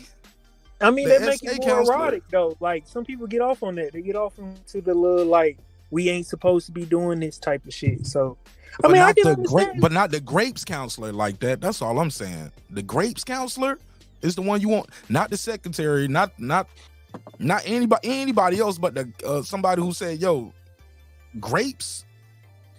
I mean, but I don't know, bro. Like, you know what I'm saying? Like, you don't know what she was saying to him. Like, you don't, like, some of these chicks got good game too, so she might be talking that shit in his ear, and he, like, like I said, I just think the brother lost his composure, man. Feeling himself, that big ass contract. You're probably right. That nigga said 80. Hey, look, almost 100. Head too. Yeah, look, $93 million contract. I think. I mean, shit. I would be feeling myself a little bit too. Yeah. Then it's probably a different. You probably see yourself, like, different too when you look in the mirror when you got that type of money. Yeah. Yeah. So. All right. Yeah, this nigga got the Cosby face right here though, and look kind of like a Cleon. I'm gonna find a picture of a Cleon off Star Trek. But they say, like, we don't see ourselves, like, the way people, like, the way the camera show us is not how we actually see ourselves in the mirror. Like, I forgot, like, the type of effect it is, but, like, we don't see ourselves how we see, like, the camera, how the camera shows us. So it look Bill Cosby to us, but in his eyes, he may be looking like the sexiest nigga alive to us. So fair enough. What's up, Shell Moore? Talk to me. So this dude, 10 years, 80 million, correct? I think it was. I heard the deal was like 93. That's but probably it's about 80 left on the contract. Like 77 million is left on the contract. Right. Okay. And this guy's in his 50s. Yeah, he's 51, I believe. So she's you making in excess. You making in excess of $8 million a season, right? Okay.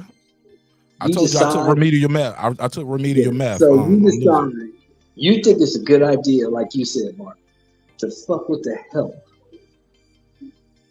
When at $8 million, is he married? Yeah, he was married, but he said him and his wife have been estranged for quite some time. Okay, so why are you not finding the best looking $2,000 a night bra and doing what you need to do, bro? You don't need no attachments. Why are you trying to? And what you did is so remedial, and that was just dumb. Like my grandmother used to say, bro, book smart, common sense, stupid. Me and you and other brothers talk about this all the time. When you in your 50s, man, you ain't trying to want no attachments. You ain't trying to go out and do none of that. You're not paying them for sex. You're paying their ass to leave. And to stay quiet. Yeah, she's not gonna tell. This is her profession. She ain't gonna say shit. But you gonna go mess with the rape counselor who probably has some issues. And you think this is a good idea? Man, whatever them white folks do to you, you deserve it because you stupid. You're a dummy. Whatever they do to you, you got it coming. Hey, it's open to everybody. Pittsburgh T like that is here as well. Shelton Moore. Hey, look, I'm gonna say this. He's lucky he didn't have actual intercourse with her. Because if he did that, he probably would be going to prison.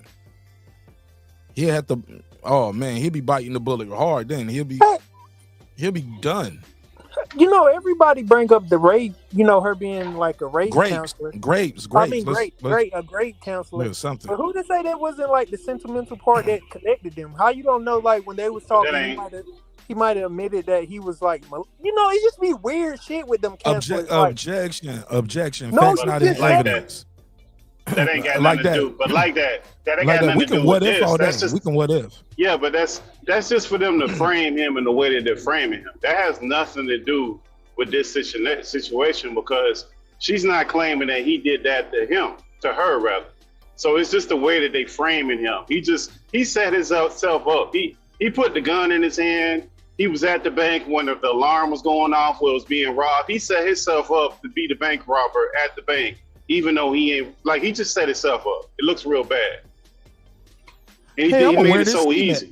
Hey, look, I'm gonna wear this ski mask today while I go make my deposits and bring my pistol.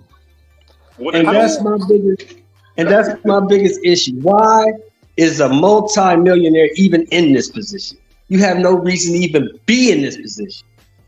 You put yourself there because you're an idiot.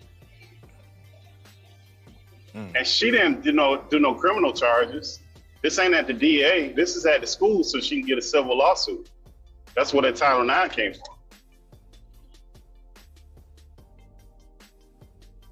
So what? Say that again? These not criminal charges. This is going through the Title IX to make a civil suit and a settlement.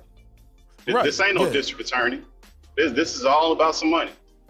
Yeah, because it's no charge there for like there are two adults on the phone. Like legally, she could have just hung up the phone. Like it's no charge for it's no charge. I gotta mute that mic. Somebody got that. That's showing. It's no charge for unwanted phone sex because you can hang up the phone. You get what I'm saying? But she. I'm sorry. Go ahead. Say it again. But she what? She's slick. She. You chopping? Say it again. You just muted your mic. She's slick because she knows that the implication is enough. The implication is enough to get her paid. Oh yeah, it's gonna get her paid. Gonna get him fired. But go ahead though. Yeah, but this was all about. Go ahead, Pittsburgh. Go ahead. But that's like that Boston, the Boston Celtics coach that had that affair and he got fired. People are like, oh, he gonna sue Boston. Well, Boston is a right to work state. Where like I was saying earlier, those right to work states, they can fire you for anything. So it's like to Shelton's point, it don't matter about the state. Sometimes depending on the job you have, it takes precedence over that. Like example, you can work in the right to work state like Georgia, but if you work for the post office, they have a union. So it's not all about a right to work state. It's about the job you have. It's about the job. For the most part, and I know that for 100% part. I know that for a fact. I know somebody who's a manager at the post office got caught snorting cocaine on the back step, and they still got their job because of the union. The union that was in Georgia. Yeah, but that was my point. My point is like most people, right? For the most part, besides people who the unions usually work with the post office and UPS, and it ain't the unions ain't Pittsburgh. Right, NBA has a union. If and he can sue, and the union would protect his job, and they would protect him, or they what happens? What you talking about? Let me finish. If they don't have cause, you got to have cause. They can't just fire you because you're black. That's what he's trying to tell you. That's what he's trying to tell you is in contracts that big, like with the football coach, with the basketball coach in Boston, with them type of contracts, you have something in it called a moral clause, and if you violate anything in that clause, They can Right. terminate Somebody you fix the phone, and keep fix the the rest phone. of the money. Right. Okay. So like inside of those contracts, you have morality clauses, you have appearance and reputation clauses, especially when you're public figures. So that would invalidate all that other stuff that like as a regular UPS worker or post office worker, where they're not going to have that kind of stuff going on. Only reason I said it because you brought up Boston. You said that's a right to work state, as in because that's a right to work. Like that, the right to work state has nothing to do with the lawsuit. It does, Like, 'cause that's once null and void. Yes, it does, because once you violate that contract, first thing is the contract that you have as a union rep, union person, right? Once that contract is validated, the union can't represent you, you lose your job. Then now your next step is to go to a lawyer. The lawyer within that state has to abide by the rules of the state. So the rules of that state is a right to work state. You lost your leverage when you lost the contract. Fair enough. Fair enough. But let's stay on this one. Let's not go back to the Boston case because I want to stay on this one. What's up, Foodie? What I will say is this. Dude is stupid, bro. And I don't want to hear this setup shit, man. I know a lot of people been saying he was set up. They was trying to get him out of his contract. Hey, look, bro, I could leave a kilo of cocaine in your car. That does not make you become a drug dealer or a drug user. You get what I'm saying, Pittsburgh team? Show more. He like knew that? they wanted to fire Mark. He knew they, listen, everybody been on the job where you know them people want your ass fired. Now, if you know these people looking for stuff to get you fired, do you come to work late? Do you leave early? Do you not complete your task? Are you asking to get fired? Are you saying, hey, I just don't care? And ain't nothing, like certain things, people know when people trying to get them out of there, man. We adults here, man. Like people been working their jobs. You know when the friction is in the air, you know when your boss don't like you. So look, you know Pittsburgh it. T, you start coming to work on time. You start coming Exactly. early. You stay a little late. Exactly. You don't come back late from that lunch break. You bust your ass. You don't give them no reason, and they still fire your ass sometimes too. Yeah, they gonna still get you. And you gotta look at this, fellas. He had those 2 good and everything. seasons. He had those 2 good seasons, and he got that contract. Last year, his season was shitty. They saying we keeping this motherfucker and keep paying him $8 million for 4 wins but and they don't 9 fire losses. people for one bad season though. Yes, they do. They fired Steve Wilkes for one bad season in the NFL. Yes, they do. He had one bad season. He had never had a losing season.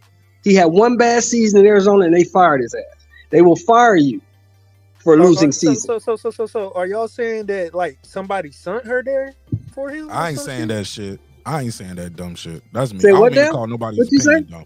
Are y'all What'd you saying say? like somebody sent her there to do that, like to test him to see what? No. He set himself up because he was. He set himself up because he was messing with that woman. He had no business talking to that woman. That woman was the help. She worked there.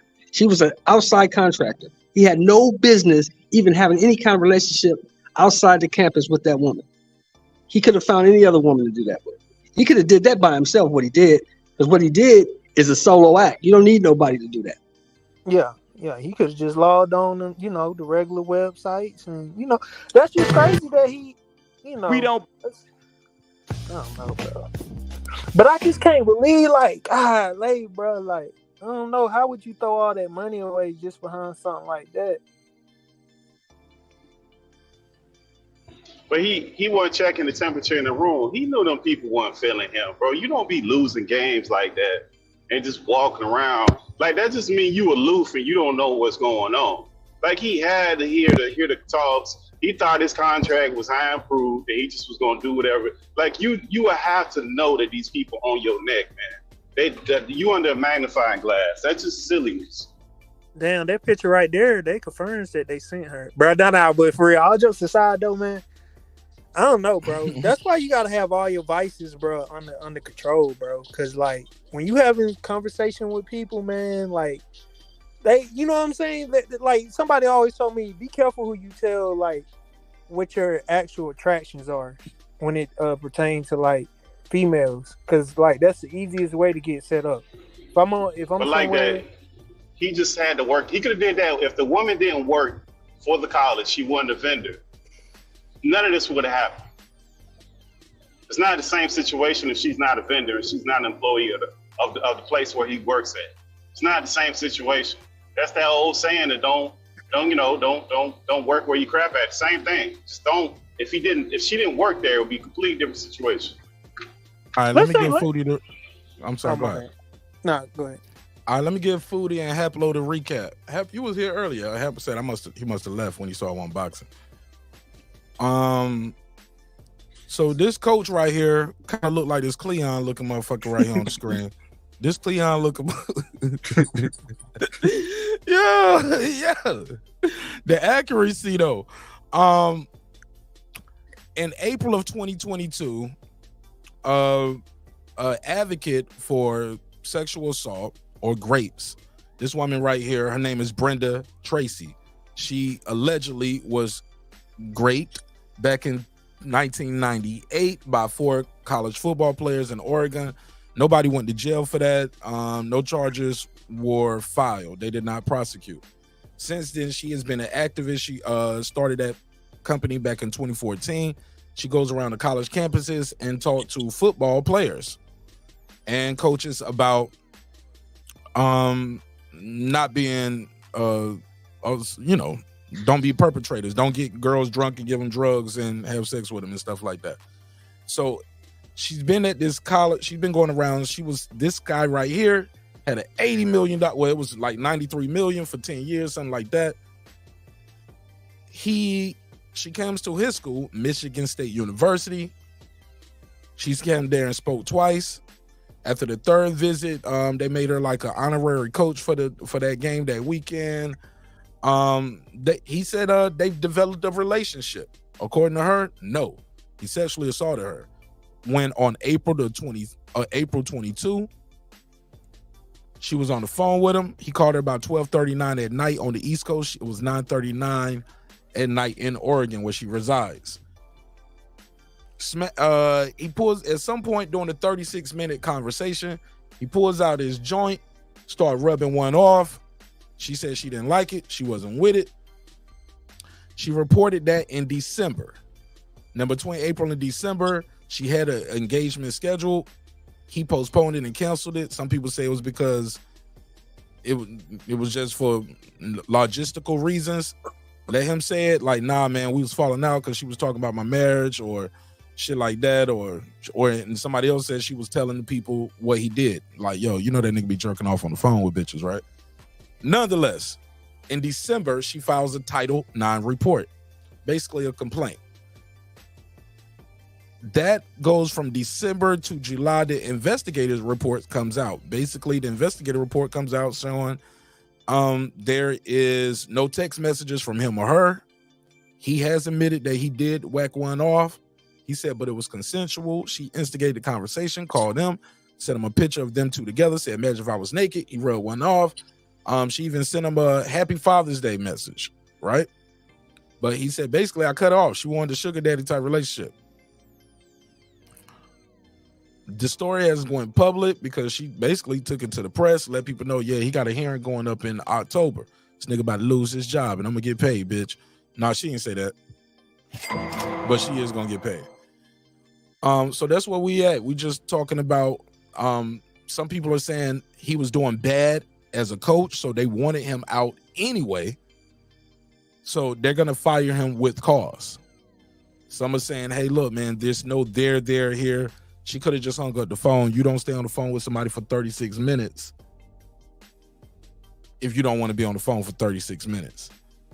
But yeah, that's pretty much the gist of it. That's it. That's in a nutshell. Go ahead, Pittsburgh T, LD.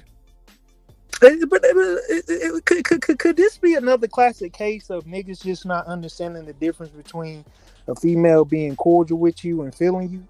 Like, let's say, like I notice with some of these dudes, like, sometimes they get it mixed up when the chick just being cordial, she just, laughing just to laugh. She ain't really feeling you. I mean, because white girls are notorious. You asked me my opinion, I'm gonna say no, and I'm gonna tell you why. You ready? They had 20. This wasn't one phone call that they had. They got over 27 calls. At least 8 of them was over 36 minutes. They average around 30 minutes per call. I don't. Hey, look, I rock with Foodie. I ain't never talked to Foodie for 20. I ain't called Foodie 27 times and talked to her for 30 minutes, and we very cordial. I could name a whole bunch of people out here that I haven't talked to 27 times in 3 years, let alone 1 year. So now the time limit of how long you talk dictates whether you moving into. No. I don't think you talked to somebody 27 times, bro. Like Not a that. woman. Do you talk Like, to not a a you got a woman girl like that. you talk to 27 times within it's only it's only 52 weeks in a year. It's 12 But months. who not to a say woman. which one of those not you? I mean, you got to remember business is still a factor too. They're talking at night, bro.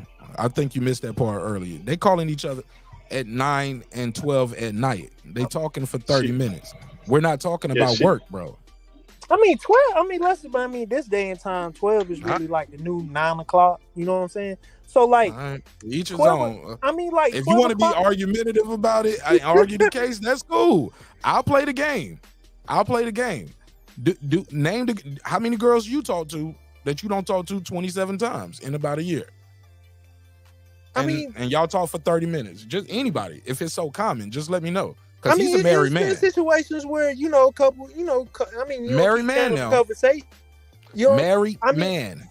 But that's what I'm saying. That's where the business factor come in there. You know what I'm saying? Like, who to say? What's the business? I mean, supporting, the counselor. That's why I said it may have turned into like some underlining like codependency, like you know what I'm saying? Because it be some. No, weird... I don't know what you're saying. You just made that up. What's the codependency? Like she a counselor, so it's certain like key terms and keywords she know how to use and have certain conversations where it's like, have you ever talked like to like one of the school counselors and you only plan to be in there for like 5 minutes and then the next thing like you know you in there for... She's not that kind of counselor though, like that. How you gonna say that? You don't know what type of training this woman Because we got Google, bro. We looked her up. Yeah. You just talking, nigga. We looked we did research on this shit. Yeah, she's a great counselor, bro. She's not just how about this? Yeah, that's like that. Let me just show like that. Let me just play the game with like that. What does she do for a living? What does she do by trade? Is she a counselor by trade? Or you just made that up?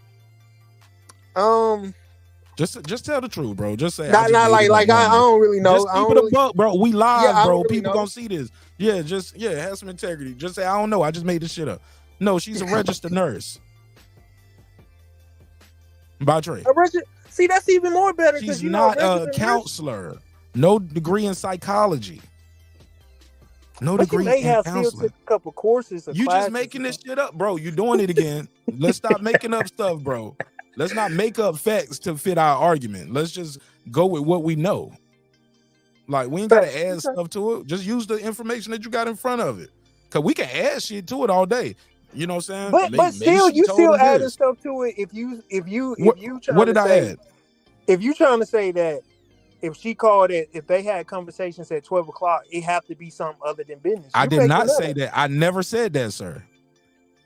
What did you say? Never said that. I never said it got to be on some sexual stuff.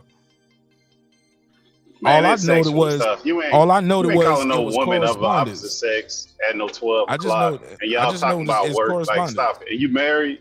Like, that ain't happening, man. But she could say no at any time, though. That's the problem, though. Or like, at any point, she could say no. No, I'm saying, like, even if they're talking and she agreed to the initial conversation, at any point through that conversation, she could say she uncomfortable and call that sexual harassment, and he's stuck. That's the problem with this whole thing. And he didn't have to mess with somebody he worked with. That's his problem. So he got to be the biggest damn fool in the world. Most like people, that. man. Hold on, like that. Before you add any more caveats, remember, I'm gonna give you another detail that you probably might be unaware of.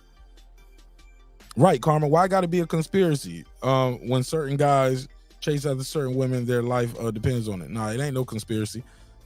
He thought she was feeling him. Maybe I ain't gonna say she did or presented herself. His version of the story is she did.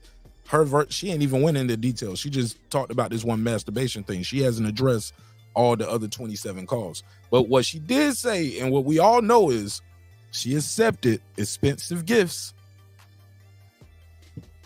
She accepted those expensive gifts from this dude. And according to him, he was like, yeah, she wanted a sugar daddy type relationship. He was like, I'm tired of that shit. I want to fuck. Tired of jerking off on the phone. You got to give me some pussy eventually. You got to give me. I got to see where that 10,000 going towards. I'm joking. Rachel, what's up? But yeah, she did. He was buying her shit, so it won't like. She's like, well, he's just a nice guy. Mel's just being nice to me, buying me a Rolex or whatever. Giving me $10,000. You could buy your coworker's phone. She's 50, dog. I don't know how old you are, but 50-year-old people. I'm 40. Okay. Yeah. We seen a lot of life. I'm telling you, that shit don't just happen like that.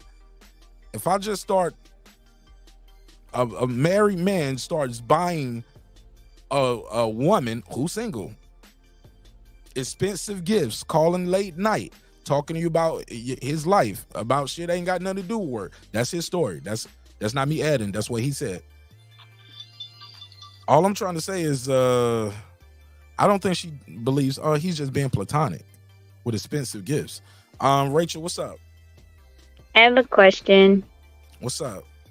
So it's a 36-minute call that's happened about 27 times, both of them calling each other late night. Did she admit to engaging in the conversation of said act? Because I'm just wondering, if I was talking about taking a shit, is he going to still be able to jack off? You're going to tell me he was jacking off during the phone call and she was not engaging in the conversation? According to her, no. She said, I was shocked. I was in shock and I was frozen. I couldn't hang up. Like, my body and my mind just froze up, locked up. But I don't think, me personally, like, 36 minutes is a long time. To be on mute, yeah. And it ain't like he called her and it was ready to go right then, probably, right? Like, that ain't how we do phone sex, is it? Because I've had phone sex and I don't just call, and I damn sure don't jerk off for 36 minutes.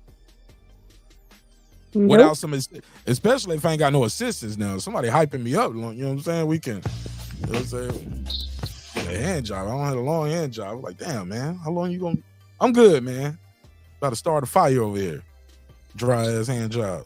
Fuck out of here. But yeah, 27 minutes is a long time. I mean, 36 minutes is a long time to just stay on the phone.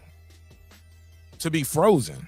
Well, I think either way, though, like, if she was frozen and she couldn't hang up, like, I mean, I don't know. You guys would have to tell me. Like, would you jack off to absolute silence? Y'all tell me. Like, it just seems weird. I fucking don't know. Usually it's porn or someone else, or there's some kind of engagement to stimulate you. But you're going to tell me that she was quiet the entire time and he's just... That's definitely possible. Yeah, that's definitely possible. Well, you I didn't know you guys jack off to quietness. Okay. No. I'm saying, like, I think Mel is kind of like a sexual deviant. So, like, you can't say what aroused somebody. Like, it could just be the whole thought of it in his mind that's getting him. So what do you believe? You believe? I don't know. I don't know. No, none of us know. I'm asking you, what do you believe? What do you believe? What do you think? You think I it can't was say, dead man. silence? You don't have an opinion on it? You had all the other additives to it. You don't give me an opinion. Was it quiet or was somebody talking? Just the fact that he did it, it kind of like put me in a space where I can't say what exactly would get him off to it. Huh? Yeah, just the fact that he did it, I can't say what. Like, I couldn't, like, it's not a normal act, so I couldn't sit Phone here. sex is very normal. Not with somebody that's saying that it wasn't consensual. So I'm looking at it. She said it was consensual afterwards. In phone sex in real time. Okay. Oh, you going by her point that she's saying it wasn't consensual. Yeah, okay. Yeah. That's what I'm. Yeah. So you think she she was frozen and stuck for 36 minutes? I mean, she's a great victim, so I can't say how her mind responds to that type of. She could have went and had a went back into that moment when 25 years ago. So I can't personally say, like, how she would react, or how would a great victim react to something like that. Man, she need to come with a disclosure on her though, Mark. Man, Like she needed disclosure on her to let the next dude know that you're a great victim, just so I don't get jammed up on that kind of stuff. Because phone sex happen all the time. So you're not buying the 36 minutes frozen, or you buying it, Pittsburgh T? I don't think it matters at this point because that nigga done like barbecue that been sitting in the grill all day. I think he done. I don't even think it matters at this point. He set himself up. Hold on. No. But you don't think if he can prove that, because the thing is sexual harassment, sexual exploitation. That's what he's been. That was the thing that they saying he's violating. Not a moral clause like show more and use. That's not the thing they're going after him for. They're going after him for harassment, exploitation. If he can prove I didn't harass her, and this wasn't exploitation, huh? You can't prove harassment. Yes, unwanted though. No. Yeah, you can't prove it. It's no way I harassed you if you called me and initiated, hey baby, look at me, blah blah blah. Don't I look good naked right there? You can't say I sexually harassed you and you called me and said that. But she can always say she's changed her mind. Okay, fair enough. Yeah, she can always change her mind. That was the point I was making earlier. At any point during that, she can always say she. But the problem is right now. But the problem is that will go against her character because she has not admitted to none of that. She's saying it was zero of that. If he can prove it was a lot of that, that goes to her credibility. Yeah, you could say you changed your mind. Did you change your mind then, or did you change your mind down? Or did you change your mind? You know, when were you going to tell us that you did that? But aren't they? Because this a he say she say. If you can start proving lies that she said, it goes to credibility to his story. Correct or no? No. But that's what I'm saying, Mark. Like, look, this is the problem with when you start dealing with the grape stuff, right? When you start dealing with grape, remember most women don't report any of that stuff at all, and the few that those processes have changed so much because women felt like that they couldn't come forward because they were going to be grilled in every little word. Just the process of them doing that grape test where they had to go to the hospital was humiliating for women. So like nobody's gonna take out the fact that, let's say you're absolutely correct, Mark. There's not going to be a person that's going to grill her like that. So I think that to me it's a moot point because I couldn't see anybody really getting up there doing that to her. That's just my perspective. I just think that he should have never been in this situation. You crazy as hell. You got an attorney, and this ain't no public trial. Hell yeah, you got millions of dollars. Pay for a forensic expert to go through your phone. What you think, Rachel? It doesn't cost millions of dollars to do that, but okay. That's my point. He got millions at his disposal, is what I'm saying. Yeah, you millions at your disposal, and you risking 80 plus million. Even if they fire you, you want to be able to clear your name so somebody else can hire you, right, Rachel? When you spend the bread to get somebody to go through that. Yeah, but like there's a certain way that the forensics has to be brought into court. Like you can't just bring in, as far as I understand, because it's not court. It's not court though. It's not a trial. This is a hearing to keep his job. So it's not a trial. It's not a court. It's not like this traditional court stuff. Well, then the question would be, it would stand who's paying for the forensics, and if it's coming from his side, I would argue that it could be, he's the paying client.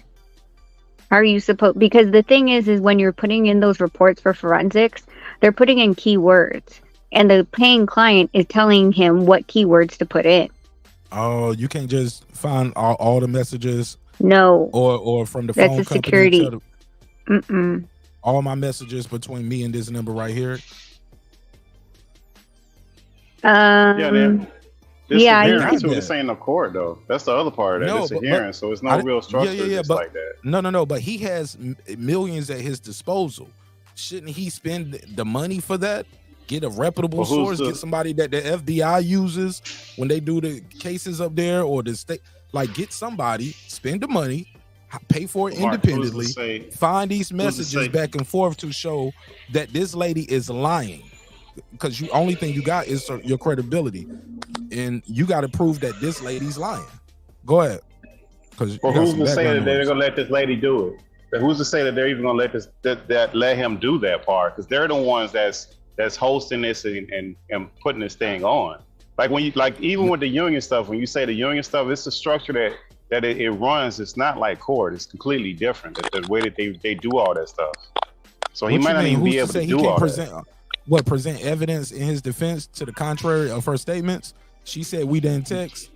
I got text messages. What you mean? Nah, Mark, you're thinking like sometimes it depends on the proceedings. You got a certain amount of time to do that. It's not the same. It's not court. Okay. It's not discovery. I get where you're coming from. I get where you're coming from. And I think I can't remember who timeline in this proceeding. Well, I can't even remember who brought it up, but that moral clause, whoever was talking about the moral clause, that's a huge factor. Like they can fire you for something stupid you put on Instagram. Like there really is. It's such a gray area. So if they're already getting hit by the reputation, then they could literally fire you because of that and not even have a complete closure of who was in the wrong in this. And I think that's why his goose is cooked. And he's saying, basically, like Pittsburgh T is probably saying, he was like, yo, they don't, what's up, AJ? It's like what Pittsburgh T was saying, like they probably don't want to hear the truth. Like that's probably why he said that in his statement. He said, yo, the university isn't interested in getting to the truth. You know what I'm saying? Mm-hmm. So that might be what Pittsburgh T, that might be what you're talking about. Maybe he's trying to do that and they won't let him do that, or they won't let him present no evidence. Because the bottom line is you already admitted to having phone sex with this lady.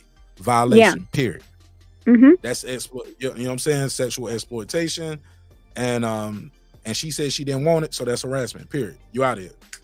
Yep. It ain't no doesn't even need to go to the harassment part though. It literally doesn't. Just the fact that this story is giving them bad press and publicity, and morally they don't feel like that's what they stand for. That's it. It doesn't have to. The harassment thing is like but that's not the only reason I said that, Rachel, because the two things he's facing the board for are those two things: harassment and exploitation. Is not for violation of the moral cause.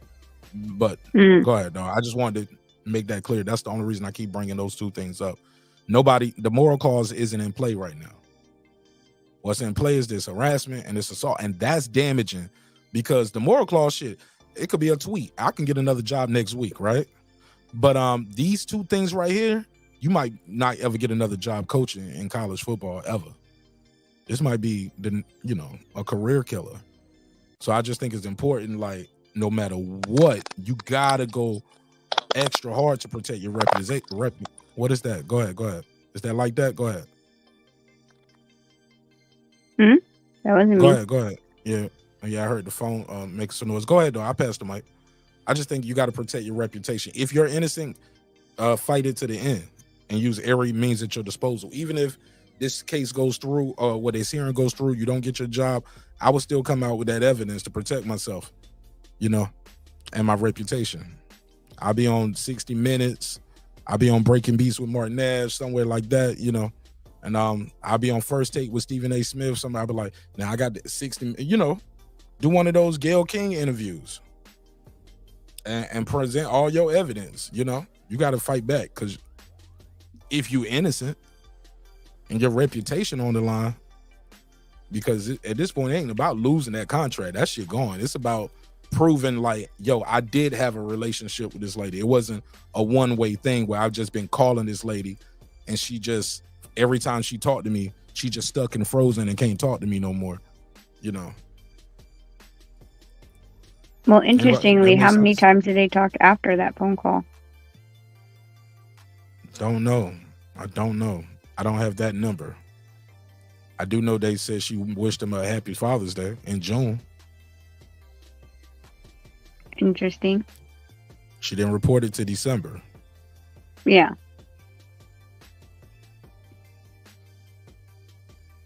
Out of all the people, though, the counselor, man, who does that? I think he's stupid, yo. I think he's dumb for that. Because I saw somebody in the chat that was like, it's always the black man's fault. I think Dude said something like that. And I was like, Deuce, here we go. He said, the black man is always wrong, huh? Bro, he admitted to this whacking off. You feel me, Rachel? This ain't got nothing to do with him. All the black man is no, this dude right here is wrong. He admitted to that. And he's married. She's the help. She's the counselor for sexual assault. You on the phone jerking off to her? You think that's your girlfriend, bro? I passed the mic. Go ahead. I mean, is it morally wrong? Yes. Was it stupid? Yes. Are we putting him more under the bus than her?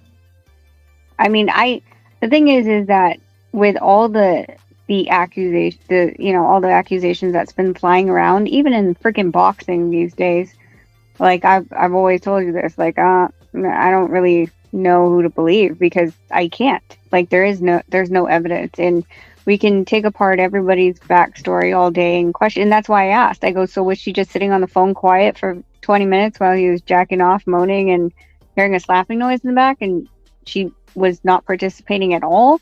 Like these questions are like unanswered. Right. Yeah. When she did answer, I was shocked. I was frozen. I was in shock. Yeah. So dude was going off on his own. But but that's what I'm saying. So what he's saying, it was consensual though, right? Because from what I'm having phone sex with Nonito before, like you're talking, you're narrating this whole story, right? You're hearing moans and stuff like that. So what we're assuming is that on the other line, according to her non-report about it, is that she was frozen. To his report, it was consensual. I'm assuming his consensual means she was active in this. Like she might not have been touching herself, but possibly pretending to or whatever. But that's what I'm like, so what were you doing? And how long was this going on? For 36 minutes was the call. How long was this, on a over the phone grape, if you call it that, right? How long was it? Because would it just start in the beginning? You picked up the phone and he's already going, or like take me through the story of how this phone call happened. But it's so vague. In general, it was consensual. No, it wasn't. Okay. And anything else? Nothing. Like it just seems like it's just very vague to me.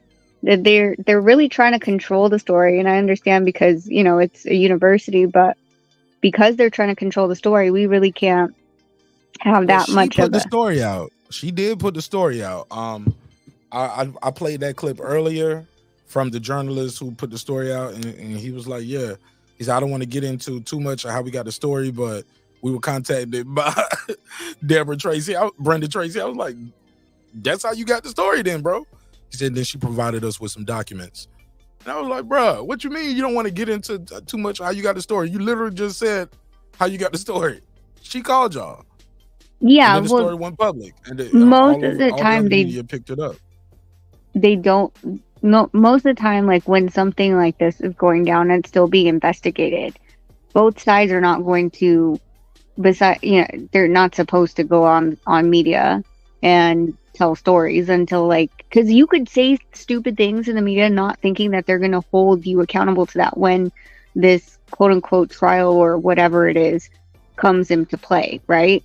If her story changes at any point between what she said and what she wrote down and submitted, that can be used as evidence. It's the dumbest thing. You shouldn't say anything until it goes to court, because well, but according to this, you said he called you at 9:30. According to the freaking records, it says 8:30. Like they'll trap you in a bunch of stuff if the story changes. So she shouldn't have. I'm just talking about those text messages though, because I think the ones that can't be found. Right, the ones that are deleted from the phone. When you just hand somebody your phone and they look at it, it's deleted. You get one of these computer face motherfuckers up here, they plug that shit into their computer, and yeah, we know what we not only know who you text, we can see the pictures, we can see the text messages. It's not deleted. I know when you delete something off this phone, it's not deleted. No, it's not. It's never 100% gone. then they can even tell you where you was at. Like, you were here when you sent this text, and this is what you sent from this number to that number. I know that. So I just feel like that shit is important for him to be able to have a career and a life after this going forward. You got to be able to protect your name and your reputation, because you're probably going to lose this job.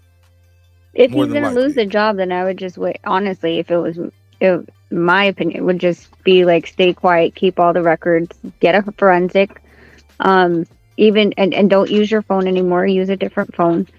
Have that forensic go through that phone, and then after, because you know they're going to fire your ass anyway, then tell your story. Tell your fucking story. Anybody who wants that, who's the highest bidder? Who wants the text messages and images? Can't do anything about it anymore. They already fired you. You can, if that's the case, then he can get retribution that way, and make a whole platform over it. But the thing is having that phone readily available to get forensic swiped by whoever, because a lot of people, especially like the major medias, aren't just going to take it for your word that you did a forensic on your phone. They're going to want to do an independent forensic to say that you didn't just hand them that and delete whatever you wanted to. And delete as far as the report. Hey, look, get the same people that the state normally uses. Like, you got the money and the means and the resources. You can find the best person that the same people that they use for murder trials right there in Michigan. You can, or the FBI uses. You can find them and you can hire them, because you got millions of dollars at your disposal to clear your name. Now, I'm sure some people will say, don't do that. You should just lay low and hope you get another job, blah, blah, blah. Like, nah, you got to clear your name.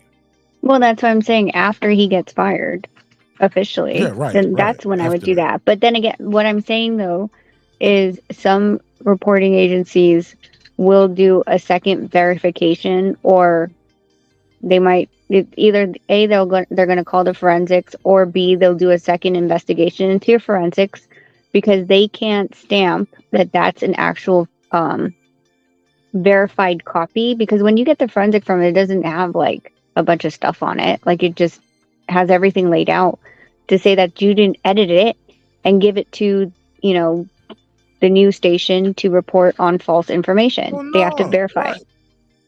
Right. They can interview the nigga who did the shit. Bring him on. Put him on Gayle King right beside me. Now, Mr. Brandon Jenkins, did you present these documents? Yes. Braden, did you doctorate it? No. All right, well, shit. There you have it. You know what I'm saying? Put him on the screen. What's up like that? What you think? You think he should just let it go and hope people just move on and get another job? Because he got a bad record right here. This last football season was trash. I mean, You breaking up. And then you cut right off. Like, bro. You breaking up. Say it again.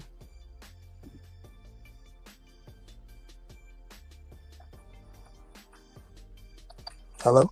There you go.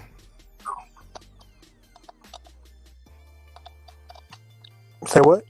You was talking. Go ahead. You got the floor. Oh, no, I was just saying, I just saw the point of what, if especially if it's whatever, if you get, I mean, I know y'all saying it ain't a court case, but if the public perception, comes out, just get to the point where everybody believe he did it, I think he's not going to get another job opportunity. Yeah, and that's why I think that public perception is key. That public perception is key. And you got to let people know, like, yo, I might have lost my job for this, but it's not what y'all think, where I'm out here just pulling out my joint, rubbing it off, and people just on the phone with me and don't want to be on the phone with me. Like, you calling me, asking me about, asking me about the game last week. I'm liable to just pull it out and start rubbing. No, that's not what happened. Like, you got to clear your name. Go ahead. Isn't the thing like I forgot. I don't know how true it is, but I've been hearing like these stories about wives claiming that like their husbands sexually harassed them because they didn't want to have sex at this time. So who's to say that if they did have prior sexual talk or sexting or whatever, who to say that in that one that she's reporting on that it was actually consensual, even if they had certain because it's look, and if that's okay, I agree with you. And if that's okay, that's what happened. That's what she says. That'd be great. But that'll be what she said after she got caught, of saying no, it was none of that. Because as of right now, she's saying it was none of that. It didn't happen. And I think that would be damaging her credibility. She would have to explain, like, well, you said y'all had no relations and no communications other than blah blah blah.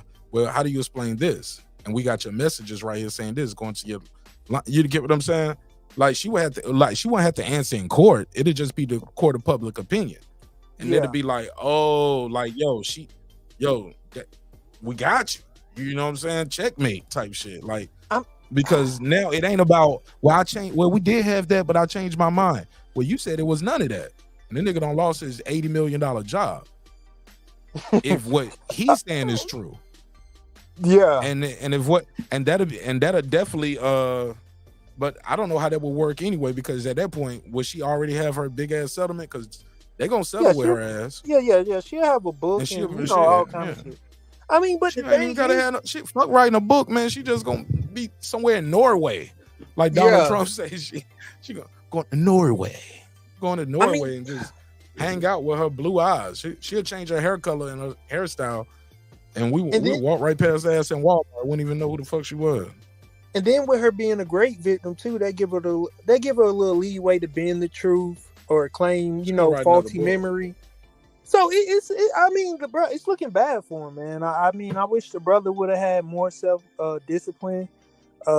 Maybe that'll be part of the settlement. You can't write a book about it, and you can't go out on Gayle King or 60 Minutes and do no interviews. You know what I'm saying? Nah, fuck up the reputation of our schools. And she one of them that might be part of women. Like that means that bag got to get bigger. You got to raise the bag up. She was like, I want his 80 million because I know you got it. Dang, bro, that's crazy. Wouldn't that be crazy? They be like, yo, we can't even pay you your 80 million salary because we got to pay her to shut the fuck up because we got kids that want to go to college here, and we need to put them 160 million in debt. You get what I'm saying? Yeah, I mean, I do think she played a part in it. I'm not gonna say in that particular that exact situation, but I do believe she played a part. But that's the thing about those white girls, like dudes don't like unless you grew up around them, you don't really know how they be playing them little games, acting like they like you, and then it just be a whole little mind fuck with them. So I think she might have led them on a little bit, but you gotta always keep your composure. I mean, with any female, but especially when you're dealing with a snow bunny, you gotta keep your composure at all times. Mm-hmm. At all times, man. That's just. I mean, I don't care how you slice it, man. He should have never did that. He should have never whacked off on the phone with her. What? Yeah, man, or just be dealing with somebody that your company is dealing with. You get what I'm saying? Mm-hmm. Even if you think it's consensual, like that's what Pittsburgh T was talking about too. Like, and not to bring it back to the Boston situation, but Pittsburgh T and I was talking. Damn, I just said his name and he popped up. This nigga a genie. I was like, this nigga a genie. I just said your name and you popped right up. Pittsburgh T and I was talking about that shit was crazy. Not to bring it back to the Boston thing, but it ain't no consensual when you the boss, because the power dynamic is always there. It's no consensual when you're the teacher or the doctor or the lawyer or the judge. You know what I'm saying? You the arresting officer. But Pittsburgh, the power dynamics. Go ahead. Yes, Pittsburgh, you drive trucks, right? Yeah. So it's easy because that's a predominantly men industry. So it's easy for you to say oh, you shouldn't be messing with people at the job and da da da da. But if you out here, but like that, you know how many men that I have seen work 10, 15 years, probably similar to this dude, to get to their dream job of running a building, being a manager, being a boss, being in charge, telling everybody what to do. They finally get there, and guess what takes them out? One of these relationships. One of these relationships take them off. It happens all the time. And just what Mark is saying, there's no such thing as a consensual relationship when you are the one in charge. That's just don't work like that.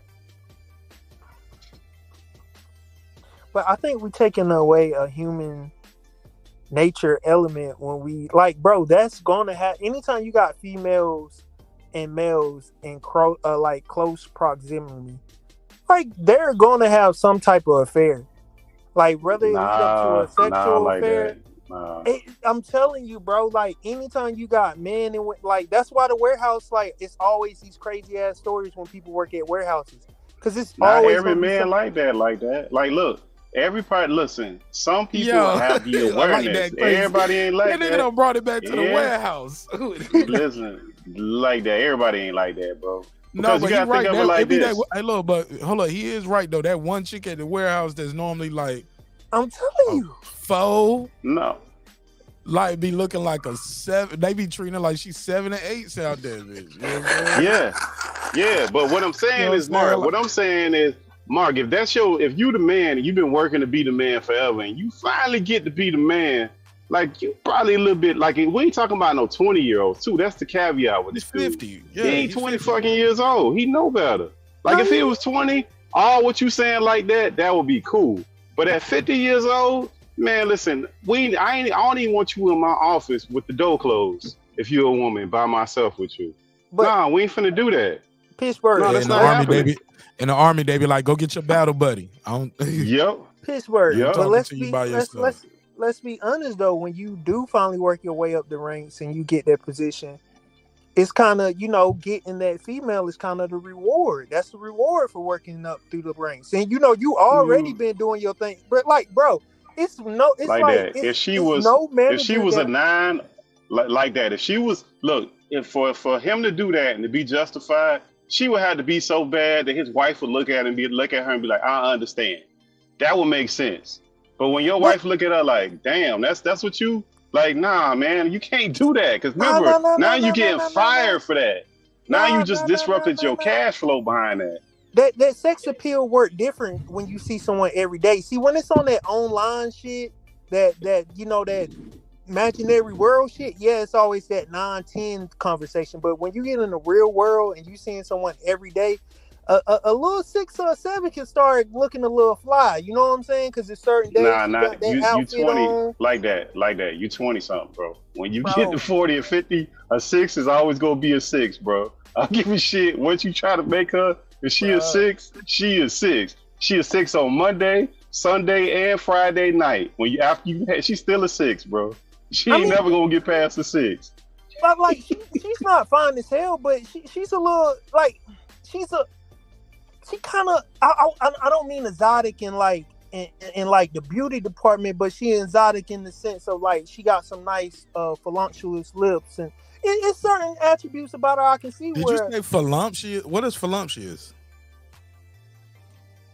I don't know, I'm country, bro. I make up the word. You don't add it. I'm country too, nigga, but you don't change the letter at the beginning. You don't put an F where it's supposed to be a V. Yeah, look. That nigga said voluptuous. That's full and voluptuous. No, it's like we say that for real. Sometimes we say that in the SE. Like I ain't gonna lie to you. But look, the thing is this though. Say it again. What no, I ain't gonna say it again. I ain't gonna say it again. Come on, man. It's for the show. It's entertainment, man. Come on, say it again for the crowd. Boo. But let me get back to the point though, bro. Like she got certain attributes that can make a man be like, you know what, I wonder what this would be like or what that'll be like. And that's always gonna you want to know what that mouth do, huh? Yeah, I'm trying to tell you, you know what I'm saying? Hey, look, she do got kind of like on this picture, right? She do kind of got like Topanga's mom look like. She Topanga's mom right here, son. The other one was she smiling real big. That one. She look like she could be Latina right here. She like a young Vita Guerrera. Oh, well, not she a young nothing. But. Who she look like? Who was that girl off of Bad Girl? Just tell the truth. She got Just say I the don't know truth. about that one. She got a nice rack and you like her mouth. I Which can one? understand why. Look Buddy, at her you lips, know. man. She got very full lips, man. For a white lady. Come on, Pittsburgh T. Come on, man. It's just certain To risk it attributes, man. all, to risk it all, bro. Y'all No, wild. no, Right no, there, no, no, that's no, the no, no, picture no. right there. No. We ain't got 80 million to risk. We just gonna. I mean, you ain't got 80 million right now. Shit, risk. It ain't. What's up, Pittsburgh Shit, T? nigga, hey, look, man, we can't risk our salaries, man. You risk your salary and go home and see how that work out, man. You gonna be one of them dudes You on ain't going TikTok home, where the dude Pittsburgh walk T. up. Pittsburgh Hey, T. look, you gonna be the dude on TikTok where the guy walk up to you and give you $100 and you gonna be doing backflips. So like, damn, that dude happy. What happened to him? In Pittsburgh, it's a different mindset too, because he done made enough money to, sustain his life for the rest of his life. So he's not looking at it like the average day worker, Who? where it's like, boy, if Who I you get talking about? laid off, man, I don't know where I'm gonna get my goddamn rent money. Like, Who you he's talking not about? in This that. coach? Yeah. This coach? Man, listen, like that. Most people live up to where their money at, bro. Most people, like, they make more money, they buy more things, they move to better neighborhoods. Bro, Got more stuff. We don't know what this guy finances is. You But we can't don't put know that that on he that got man. all. We don't just because you made millions of dollars don't mean you got millions of dollars in the bank like that. That's not how that works. I ain't saying that, but I mean, I'm sure he got equity and whatever the else. I don't know what I'm he sure got. he got something that can maintain. He ain't got no maintain his job, life so he for a better couple have years. it. For He a better couple have it years. because he ain't got no damn job, so he better have it. I'm telling you that, right? I'm just being realistic. That right there in the workforce, right there. A man 50 years old, he's gonna risk.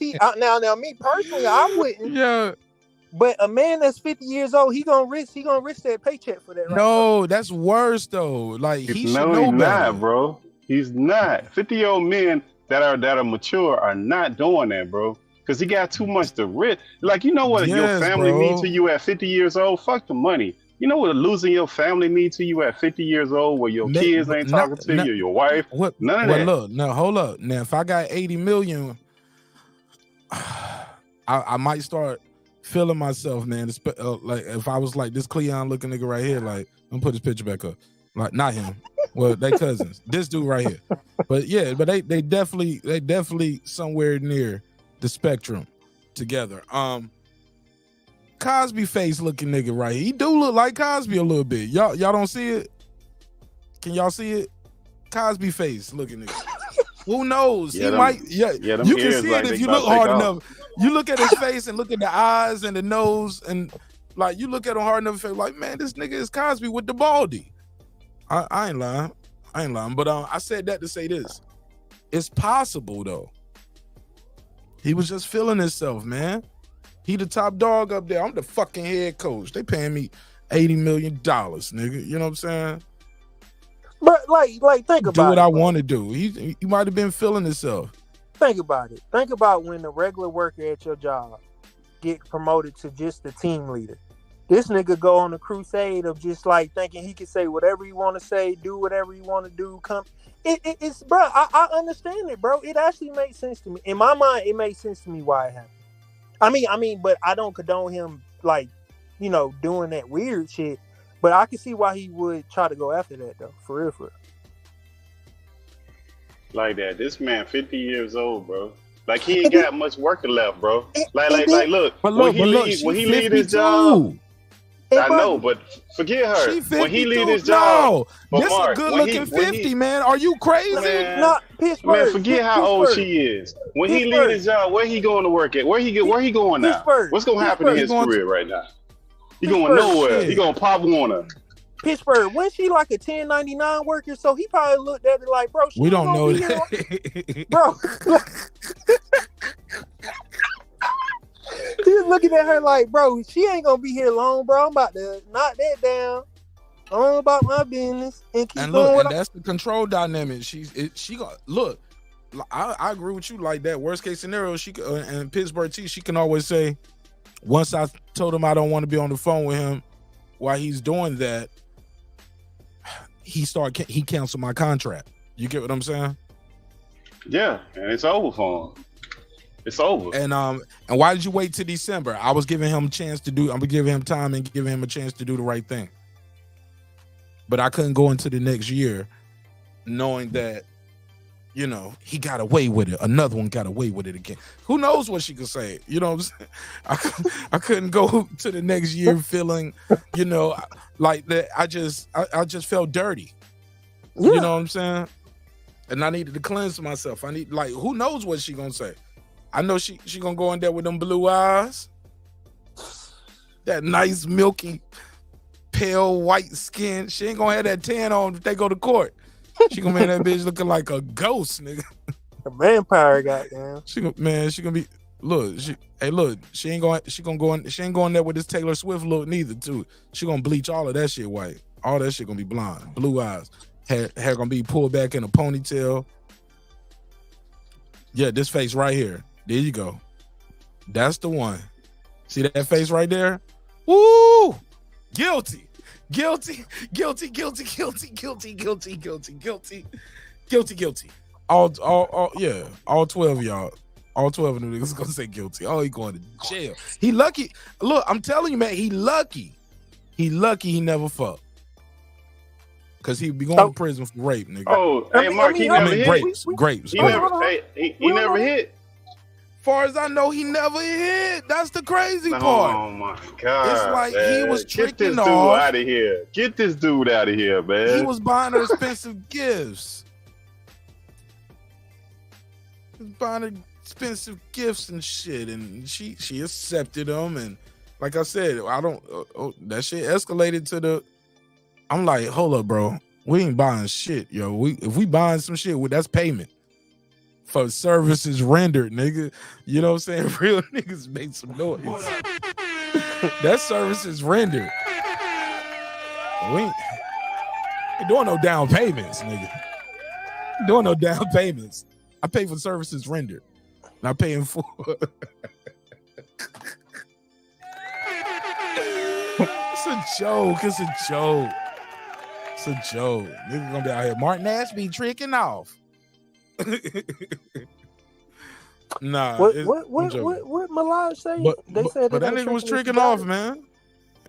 Yeah, but he had it. Yeah, he had it. And he was trying to show it that, because sometimes what dudes be doing something, too when they man. grooming these girls, sometimes when these dudes be grooming girls, when they be tricking off, they want to show them that they got it, just to get you like, yeah, bitch, pay this $80. You know what I'm saying? I got it. You know what I'm saying? Or they be asking like, yo, do you should kids need anything? They got their school clothes and stuff. You got their little short sets and shit. But like they be letting the girl, bro. That's what they. That's something. That's though, what Mark. you do, Nah. nigga. That's Mark, no. That's this what dude you 50 doing years when you old, 50. Mark. But he's Mark, rich, this man 50. and he's getting to Mark. look what he look like though. He 50. Oh. He's rich. He Okay. getting right to it. Mark. He getting So right you to think- it. He letting her know, bitch, Mark, I'm rich, and I'm gonna spend this all paper. them- Take this Birkin Mark, bag. all them basketball players and football players are looking like Sam Cassell. They weren't paying for nothing, man. Yes, they They was just are. on the team. Yes, Sam they Cassell are. looking ass dudes, man. Come on, man. Are you crazy? Them That niggas might be his the brother. big. Them That might be his NBA brother. niggas be some of the biggest tricks. Them niggas Facts. definitely tricking. Are you? Nah, I'm talking about Them niggas don't even know how to. old. Bro, them niggas don't even know how to laugh in an interview. Oh, you talking about the Crumbs? Them niggas be like so introverted because they spend their whole life learning how to do they double left hand, pull back, step up, dribble, dunk from the free throw shit. Niggas be introverted as fuck. With the Euro step. I mean, bro. Niggas, half them niggas don't even know how to dress. They gotta buy a stylist, nigga. And I They think it's rich as different. fuck and don't even know what's cool. That's why they And I all think- end up looking like each other. Like, go ahead. I think it's different psychologies to tricks too, bro. Like, I don't think all tricks have the same type of thinking when it comes to tricking. Like, his type of tricking would be different from the nigga that's at your job tricking. Exactly, bro. It's like, I think it's like a different effect and a different reason why they do it. Bro, Nah, tricking you- is tricking. No matter how you do it, it's still It's tricking. levels to that. It's levels to No, tricking. no. Yes, Look, Mark, it is. No matter Yes, how yes, much yes. money you spend, you still a trick, bro. No. Don't matter. You I still a agree with trick. that. But it's levels to it. Like, Oh, of some of y'all course. might trick. Like, some niggas might be like, here's $80, pay your phone bill. Some niggas like, here's the keys to your new car. You get what I'm saying? The pink slip will be in the mail. Yeah, some people just stupider than others. Some Yeah, niggas, right. some niggas. Hey, look, some niggas. Hey, look, fix that mic like that. Fix your mic. Yeah, fix your mic. It's moving around. Some people take you to get your nails done. Some people will help you buy a nail salon. Yeah, It's I mean, levels. it's levels to being a sucker. Yeah, you could be a super sucker or you could be a regular sucker. But is that being a some- sucker? Is that being a sucker? You or you investing into her? Ain't no investment. How you investing in somebody and you married? She my friend. Hey, I'm Marq, you ain't never investing gave. into her entrepreneur spirit. I'm investing my into her God. entrepreneur spirit. Hey, you gonna have to pull out that guppy sucking voice for this one, Marq, man. That's that sucker right there, man. That's what. Nah, but it's different. It's different type of tricks. Oh, though. you talking about that one? Oh, you Yeah, talking that about, one. That one. This one right Yeah. here. Yeah, I'm gonna buy a bitch a nail salon, man. She kind of cute. Say she fucking with a player, so you know what I'm saying. I got about like 80 rats throw in that motherfucker, so I'm investing to it. You know, my wife ain't got the best health, to be honest. You know what I'm saying? Bitch got diabetes anyway. Oh man, that's hilarious. This nigga gonna kill his. Nigga gonna kill his wife. Nigga gonna kill his wife for a side bitch, man. Look, stranger things have happened though, right? Thank God he didn't kill his wife, right? and think, you know what I'm saying? well, 'Cause niggas do kill their wife to be with a side bitch.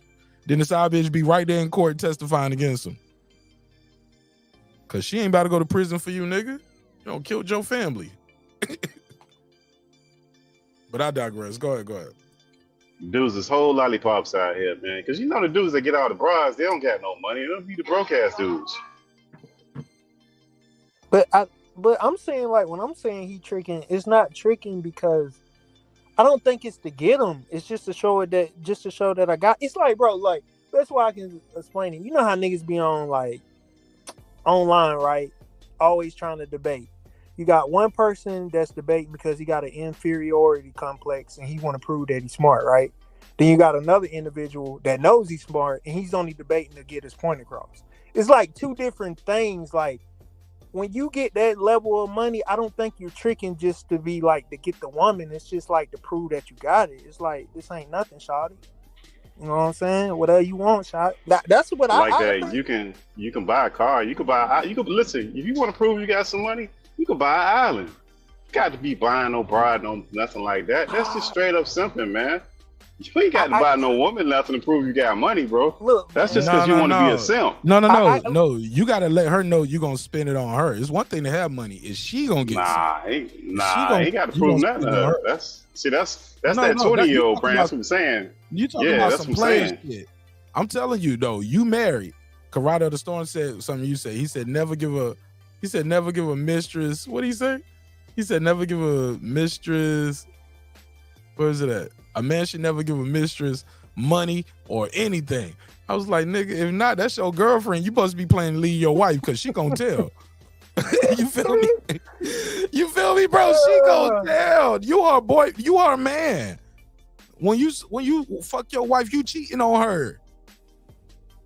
Y'all better have some kind of transactional relationship, nigga. She better know what the fuck the deal is. You better stop lying to, man. See, that's the problem. A lot of niggas who be cheating on their old lady be lying to these girls too. Okay. They be telling them they gonna be with them.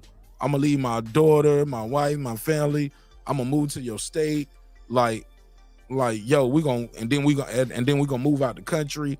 We about to break up any day now. That's what they be doing.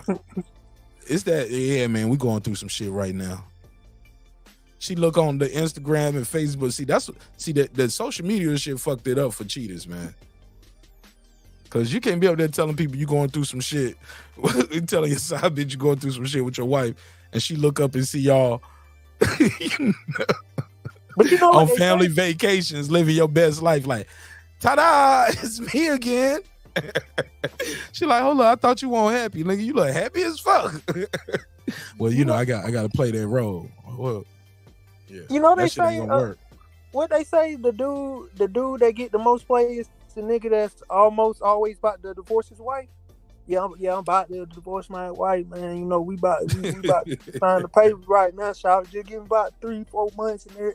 So them niggas right there always get played, boy. Nah, it's the broke dudes. Look, it's the broke dudes that get all the bras, man. The dudes who ain't got no job, they got nothing but time to run their mouth. They just run their mouth to your bride while you at work. They driving your car. And them niggas they be in the sleeping in gym your all bed. day too. Them niggas be in the gym. They be at They the get park. all day.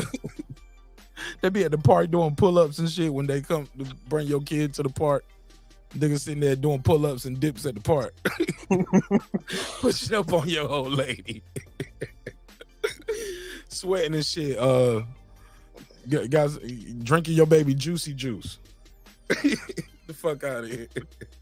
Man, I don't know, man. Y'all got this game messed up. Y'all be listening to some of these rap music, these lyrics and these music So you think videos and stuff. Taking tell us this more. serious, So you think the bro dudes always so they gotta have something to offer your lady. What they got to offer your lady that you can't give her? Oh, they giving her no. They only got some wood and some bubble gum, and they ran out of bubble gum, Mark. So that's all they got left is wood, bro. But you supposed to be hold up, nigga. If your lady cheating just because of wood, that's something you fucking up at. Oh, well, that's what happens all the time. That's You all the fucking dudes really got to offer. Nah, that's all the dudes got to offer. Nah, Pittsburgh T, you might be telling your personal journey right here.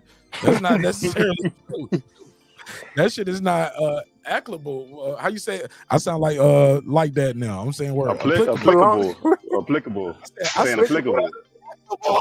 No, hey, Mark, I know the dude that does that. He had that nigga ain't had no job for 20 years, man. That's his whole job right there, man. That's that nigga job. He ain't had no job.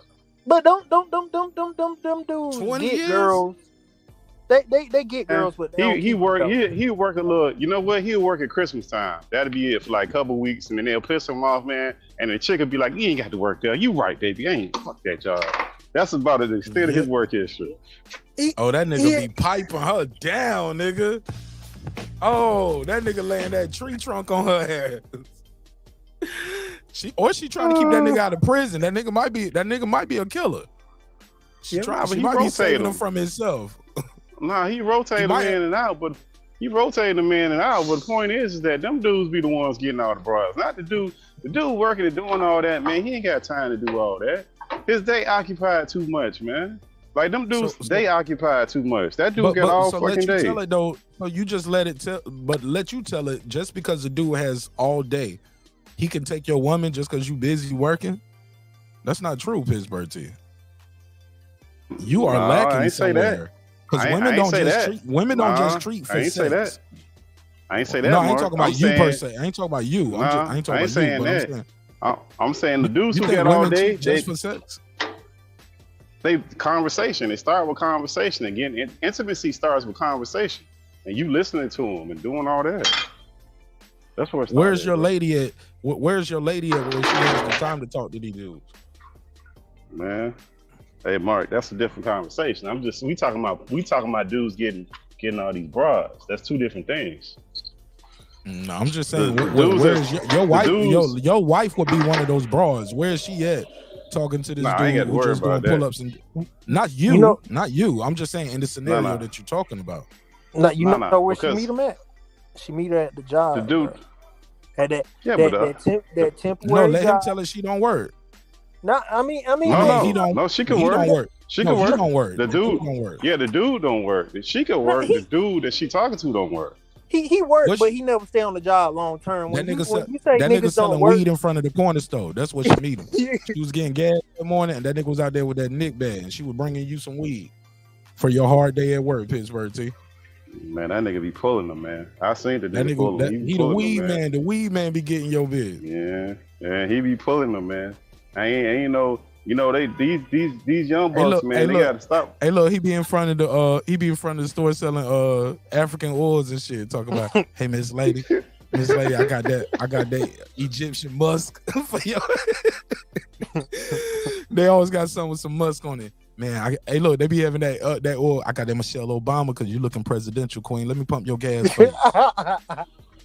Yeah, that's how they get it, man. They be getting them Matter in. of fact, I normally don't do this. I normally do 3 for 10. But you can just They add be these clean. two because next time I see you, when I pick you up and take you out, I want you to smell good. I want you to remember me when you're putting it on and rub it on your body. Nigga don't got your bitch panties wet at the Chevron on pump 6, nigga. Man. got her pussy tingling, nigga, and you ain't told her she looked nice all month. Oh man. Hey, look at the personal trainers. How many personal trainers over there are really doing some personal training, if you know what I mean? And the dude they doing that a lot of paid for the personal training. Yeah, the dude that paid for the personal trainer, he got all the money that the woman could have ever imagined. And the personal trainer ain't got no money. He ain't buying nothing. He doing all the training. You know, personal training stands for personal touching, because that's all it's gonna lead to. So it's just like, bro, you know what I'm saying? If I had a chick right now, She need a spot, man. Bro, I would never let my chick get a personal trainer. You going to the gym with her? A bodyguard, Yeah, personal bodyguard. That's another one. Let's do calisthenics at the crib. Like, why we, you know what I'm saying? Start at home. Yeah, why you suffocating her? Yeah, now she need a No, bodyguard. She need a nanny. It ain't no she need a dog walker.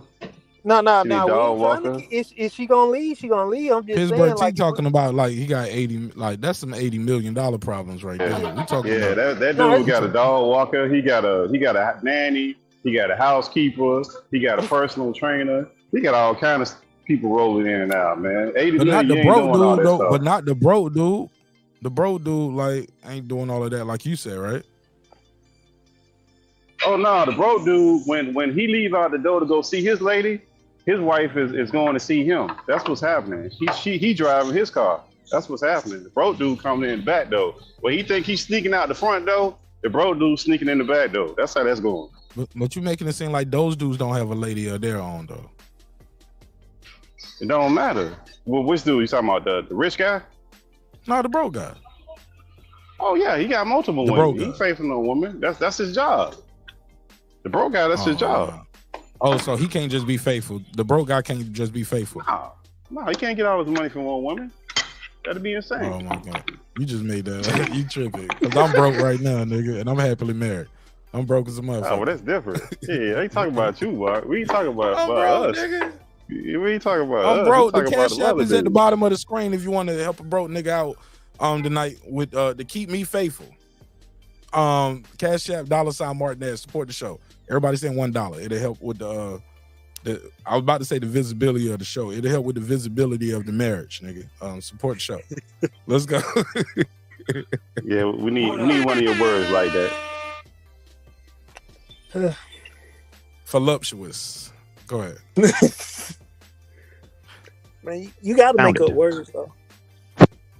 Let me play this. Okay, let's say he did. What I'm saying is he laid the tracks for the railroad. That's what and I just don't think you can complain. When you lay the tracks and then you go stretch your body across the railroad tracks, what do you think's going to happen? You laid the railroad, you laid your body across the track, you knew a train was coming. Eventually they gave you $100 million. Somebody was going to come get it. And at 51, I just have no sympathy. I can't understand how you get in that position where here's what I don't believe. Here's where my spidey senses go off. And I could be wrong here, but he's claiming and she's claiming they never had sex. I find that hard to believe. I just can't. You're having phone sex with someone you've never had sex with, someone you've never seen naked, someone. Yeah, that's some little kid shit. You don't know what they smell like. Yeah, that's some high school shit. That's what we used to do back in the day, nigga. And look, back when we had house phones, and you'll take the one house phone off the hook, had the radio song playing low in the background. Then, you pick up the other house phone.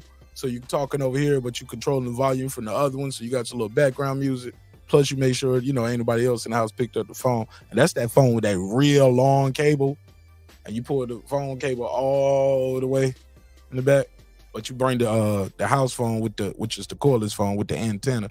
Man, y'all don't know what I'm talking about, man. Shout out to all my 80s babies out there.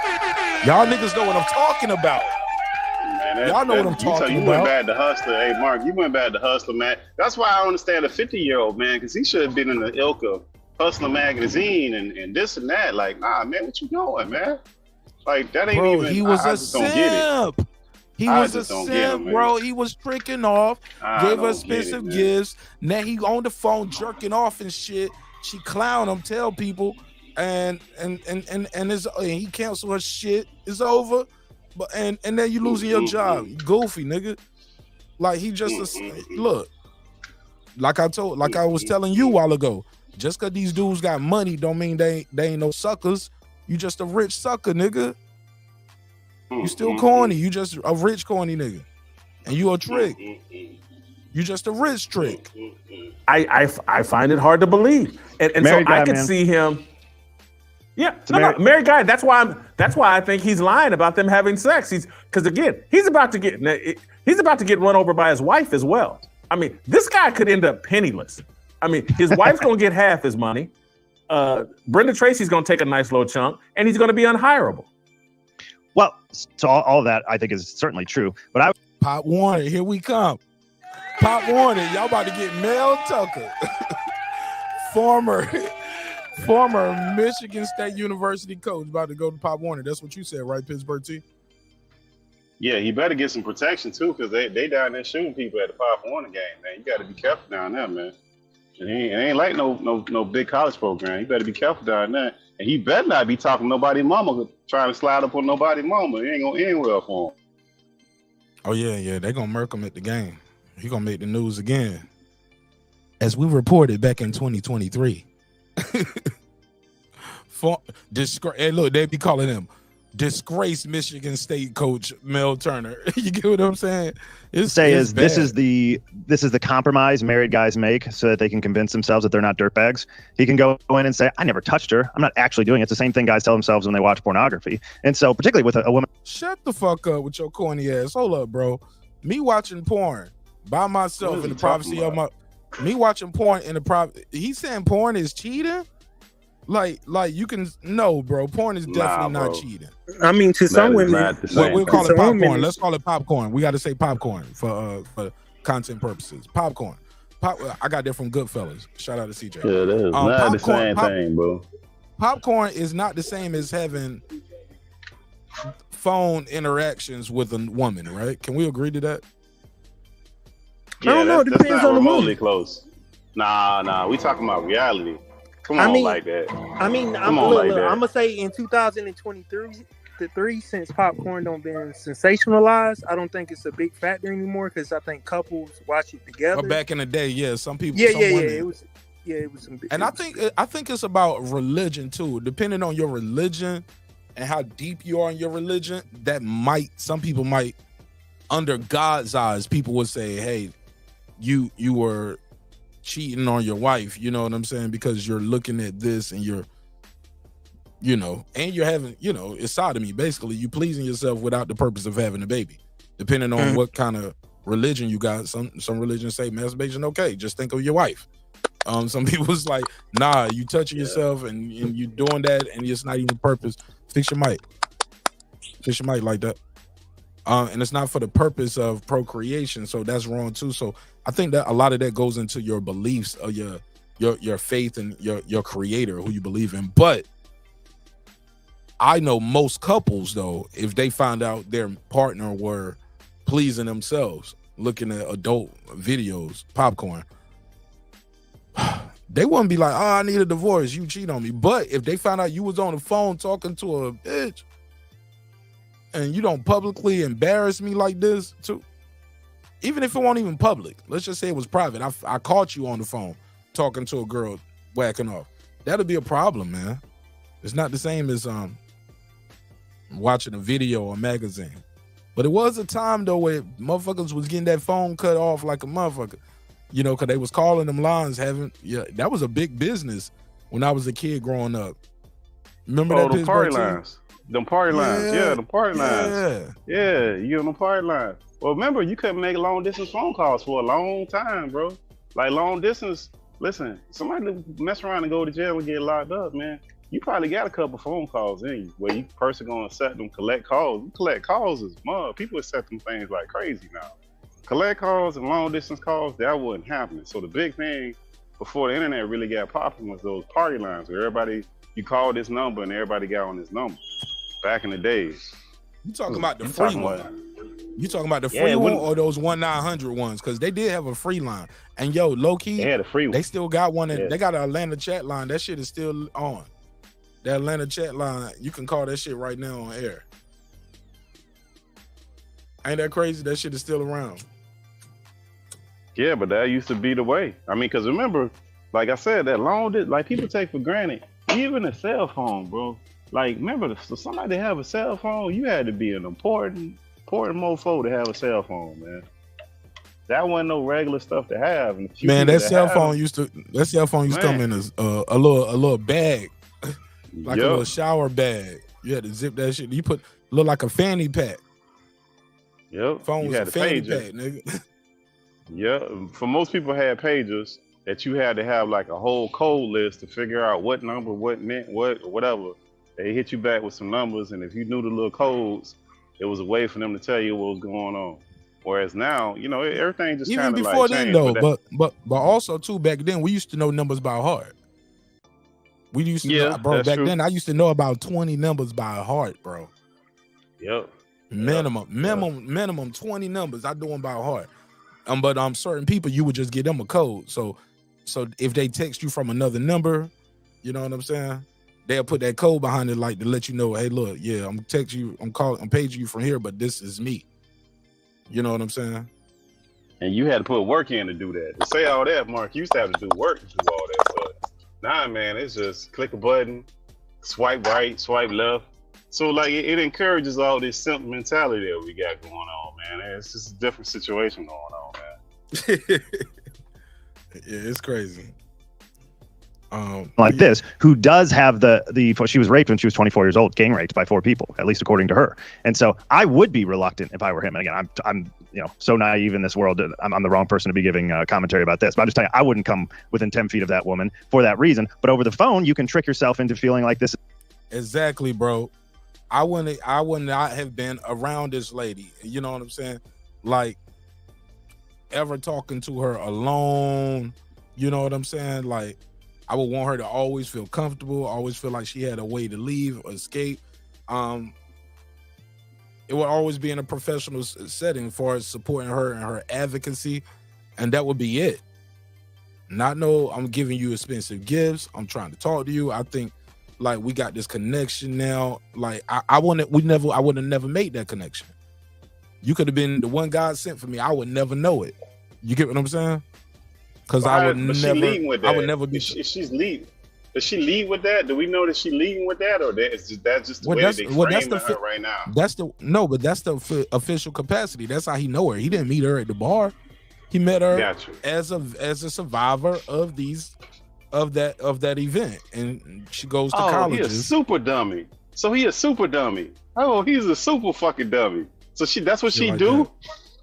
God damn, he a fucking idiot. She go to colleges and talk to football players, and she tells her story about how she was grapes 24 years ago in 1998, and what happened. That's what she do.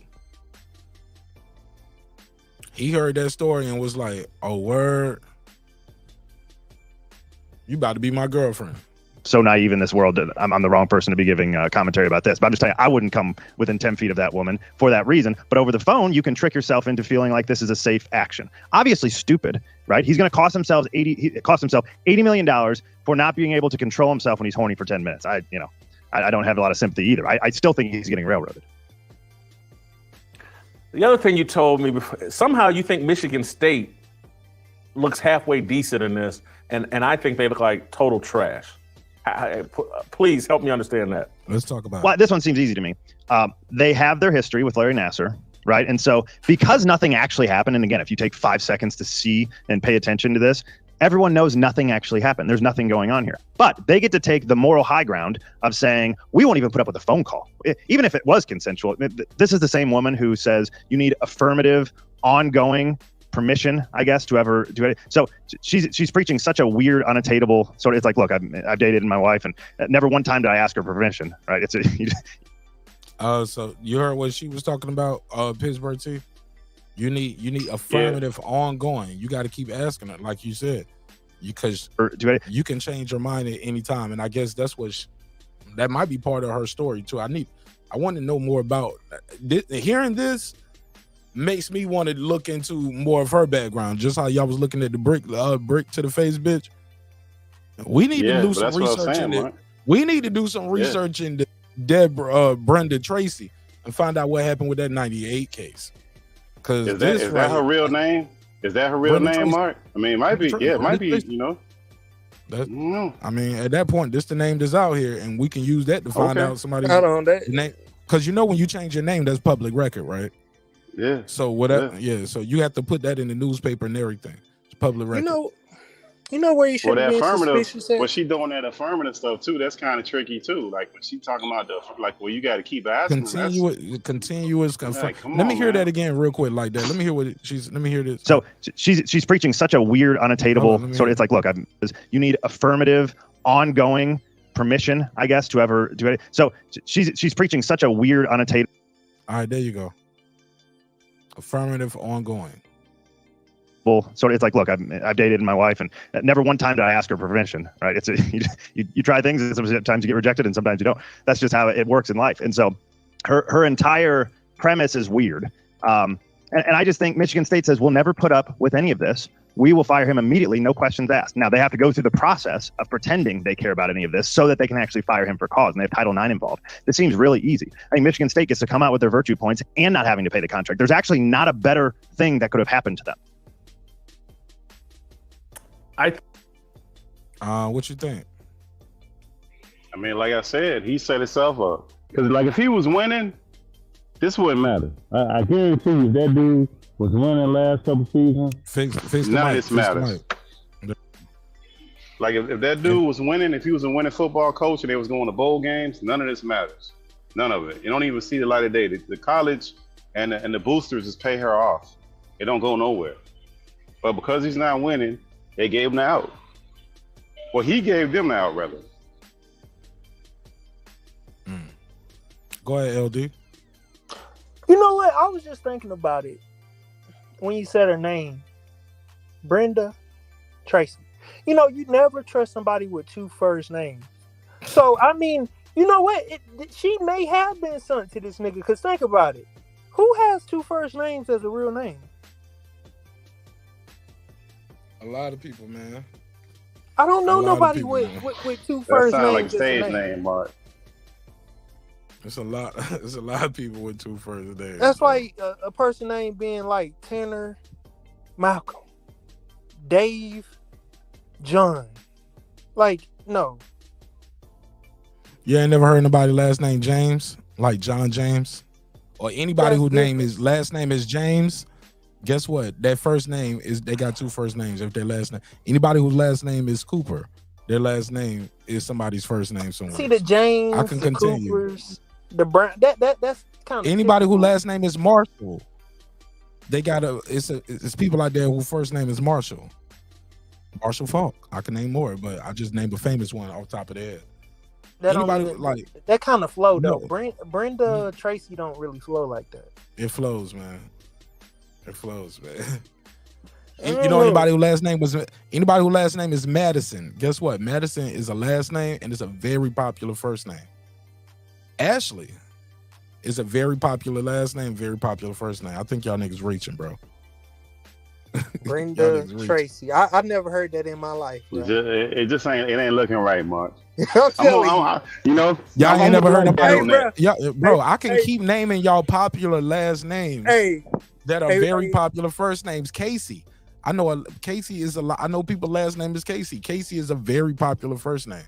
So if your last name is Casey, you automatically got two first names, bro. I think that nigga's reaching. Nah, but it don't have that ring to it. You know, her name sound like one of those Pittsburgh T. You say you're in crypto. That sound like one of those names that you will find on LinkedIn on one of those fake ass like crypto coins. The developer name would be like some like two first names, and you like, what the fuck? Yeah, you're right. Yeah, keep going on this like that, cause I'm with you on this. You know, you go on a lot of these conspiracy theories, but no.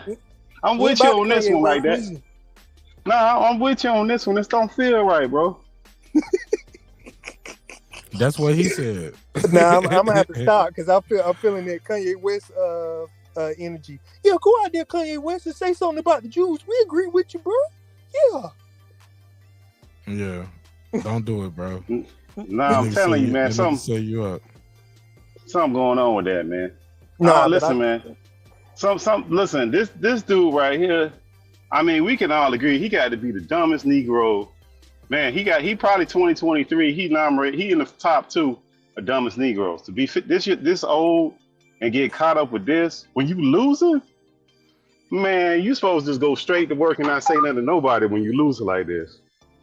You ain't supposed to be creating no problems. That's a wrap now. I think Michigan State looks like fraudulent clowns for rushing into the $95 million contract. I think that eventually there's going to be some sort of racial backlash for firing Mel Tucker. Eventually, particularly if they don't replace him with another black coach. And I think the interim coach, I'm not 1,000%, I think he's the DB coach or something. And so the interim coach, I think, is going to be a black guy.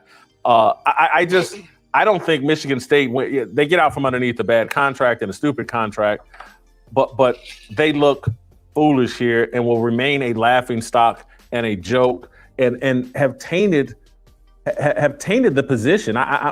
People are going to want that job, but I'm not sure. I think they're harmed here as well, at least from my perspective, where all of this, these woke college campuses paying this woman $10,000 to come on and give bad advice and putting coaches in positions where they feel like, because this is what colleges have done in the NCAA, they put coaches in position where they feel like, oh, let me hire an outsider to come in and tell these boys the things that it's actually my job to tell them, or it used to be my job to tell them. Now you just farm it all out to other individuals. I'm just going to coach X's and O's, and I'll bring in some woman to come here and teach young boys how to be men. What a dereliction in duty. And so Michigan State, all the universities that have put all these coaches in this position and have put all these barriers between men discipling boys, everybody looks like a clown to me, TJ. React. What y'all think? Oh, he's actually got a good point, and I hardly ever agree with that dude. But in this particular situation, he's got, they do it with politics, they do it with relationships, they do it with trying to make people have mental issues and telling people they got mental issues. Colleges become a place now. My youngest daughter, she had a political science course, and one of the professors was they had this weird thing with slavery where the guy that was a professor was trying to repeat the same crap that the governor was saying. And it's like, that's not the place for that. What the hell does slavery have to do with political science? And he was framing it like, I don't want to pay my taxes towards reparations, and that it happened such a long time ago. That kind of goofy stuff. And he said a lot of the similar punchlines that you see on TV that are just ridiculous things, but that's not the place for that. It's just they've turned college into a place of molding kids' young minds into things that they want, depending on the college. And there's no limit to what they're doing, because a lot of these things, probably not even 10 years ago, they would never do. You would never see some of these people on these campuses, and they're now there. They're teaching classes, they're doing speeches, they're doing all kinds of. What was that guy named? What's the white guy named? Spencer something. What's his name? He used to go to a lot of those college campuses. You think what you may have him? I don't know that. That's him. I think that's his name. I don't know. No, Spencer Fearon is the boxer. I thought you were talking about boxing. No. It's Spencer something. Spencer. I don't know. But anyways, he used to give all these speeches against woke and all this other stuff. But he was on all these college campuses, and it's weird because now you're talking about government money paying these people. So now the government is authorizing and saying that this is what they want these young minds to be molded into. And I think that's a dangerous place because we never did that before. When you're talking about government money, that means if me and you, Mark, we're paying our taxes and they're paying this person to go mold people's minds with our tax money, should we agree on this stuff or they should just do whatever they want to do? Because our money. It's not, a lot of these are state colleges that they're doing this stuff to.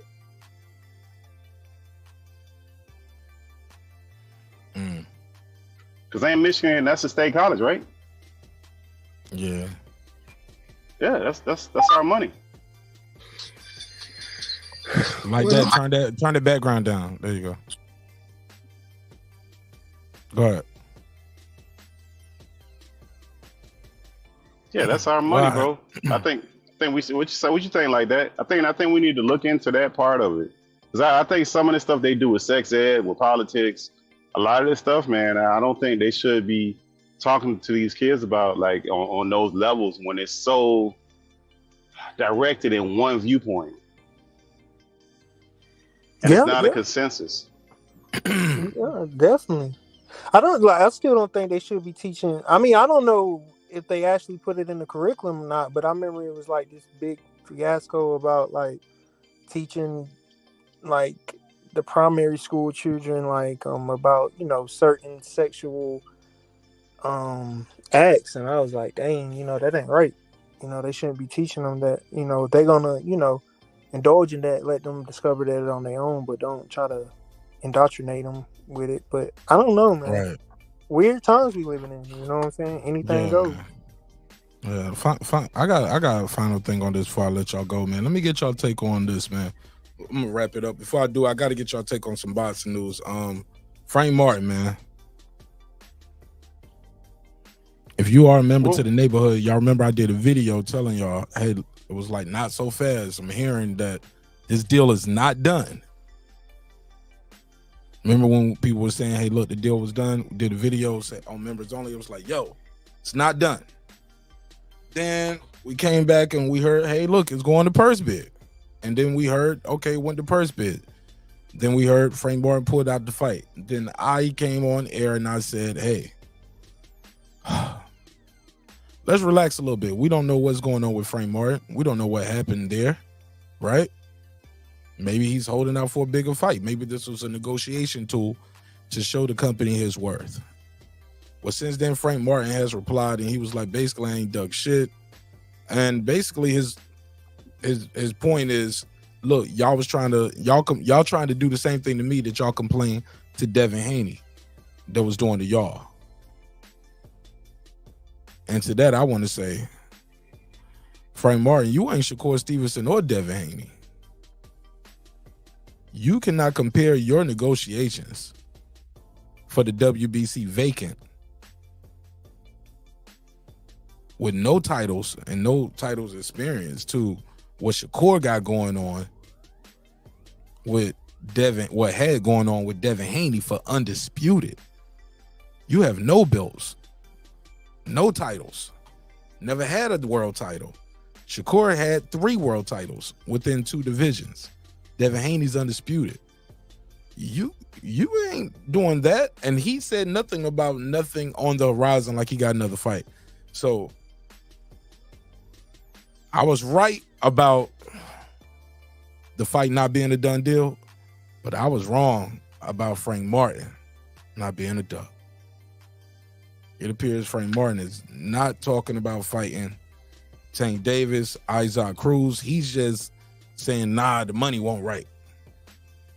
And if that's true, and he's coming down the line fighting another never heard of it. It never heard of it. Frank Martin gonna have a real hard time getting his fan base back because he's struggling right now. A lot of people don't even know Frank Martin like that. They think he's from Texas. They don't know where he's from.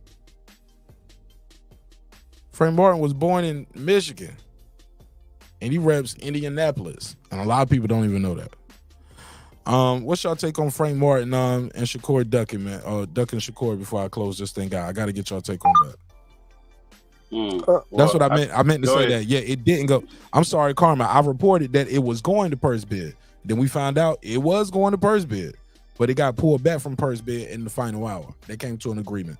But it's on members only. I did a whole video about it. What my source told me. And even in that video, I think I said, I've heard that if PBC wins, they might pull Shakur. I mean, basically, whoever wins the purse bid, the other person might pull him out. They might pull Shakur, Frank from the fight. If they lose, if they lose the purse bid, they might pull Frank Martin from the fight. It's on the video. I predicted it before it happened. Mark, birds of a feather fly together. So one duck ducking the other duck. I mean, we just ducking all over the place. Because I mean, if he ducking him, then he did the same thing with Devin.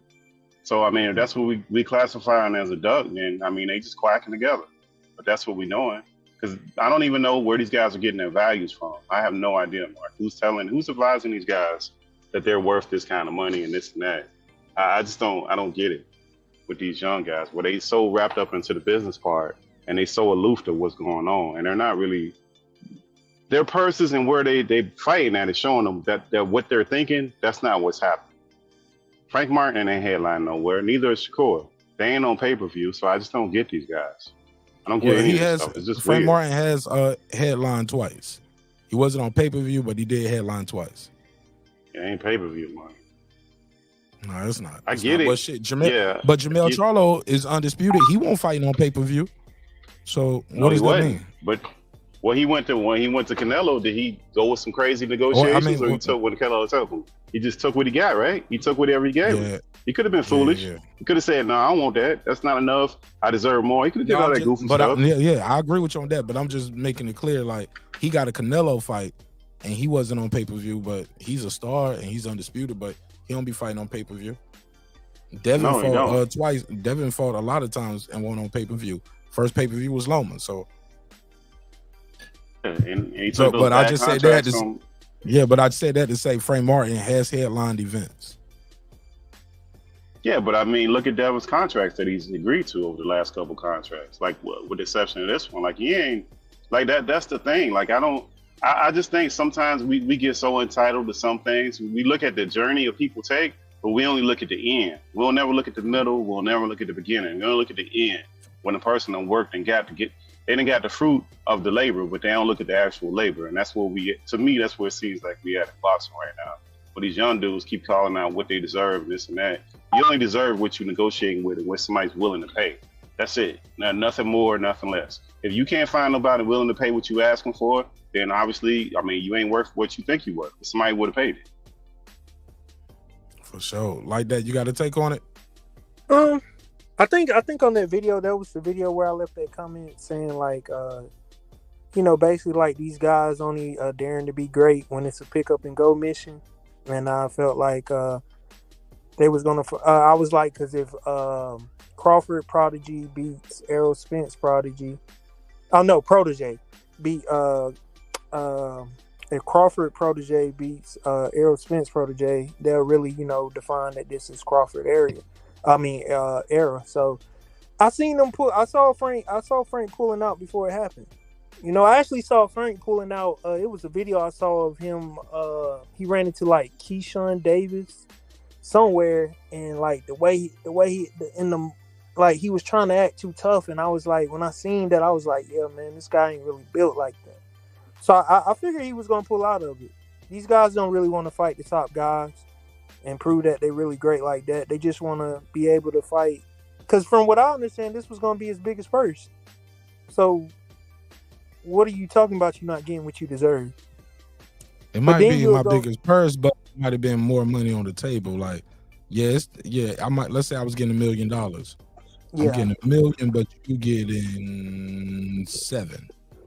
He might feel some way about that. But then you'll go your next fight, you'll go take it, and you only get paid $250,000. So it's like you still played yourself at the end of the day. Because it's an interview out there with him saying like, "Oh, but I got $250,000 for a $250,000 opponent." Frank Martin ain't worth. I'm the A side. Let's say it's $4 million in all, and they give Shakur 3 and him 1. That's a blessing. Let's say it was 5. Let's say it was 5, and it was 4-1. Hey, that's a blessing. Okay. But I mean, I feel you. I'm all for it. But you talking to a dude who ain't, I don't have no millions in the bank, or don't have access to a promotional company or label or network that's promising me another fight. Like, we can't. I said that to say this. Like, we can't tell somebody what their worth is, can we? I mean, okay, if it was $5 million and they gave him 1, that's like 20%.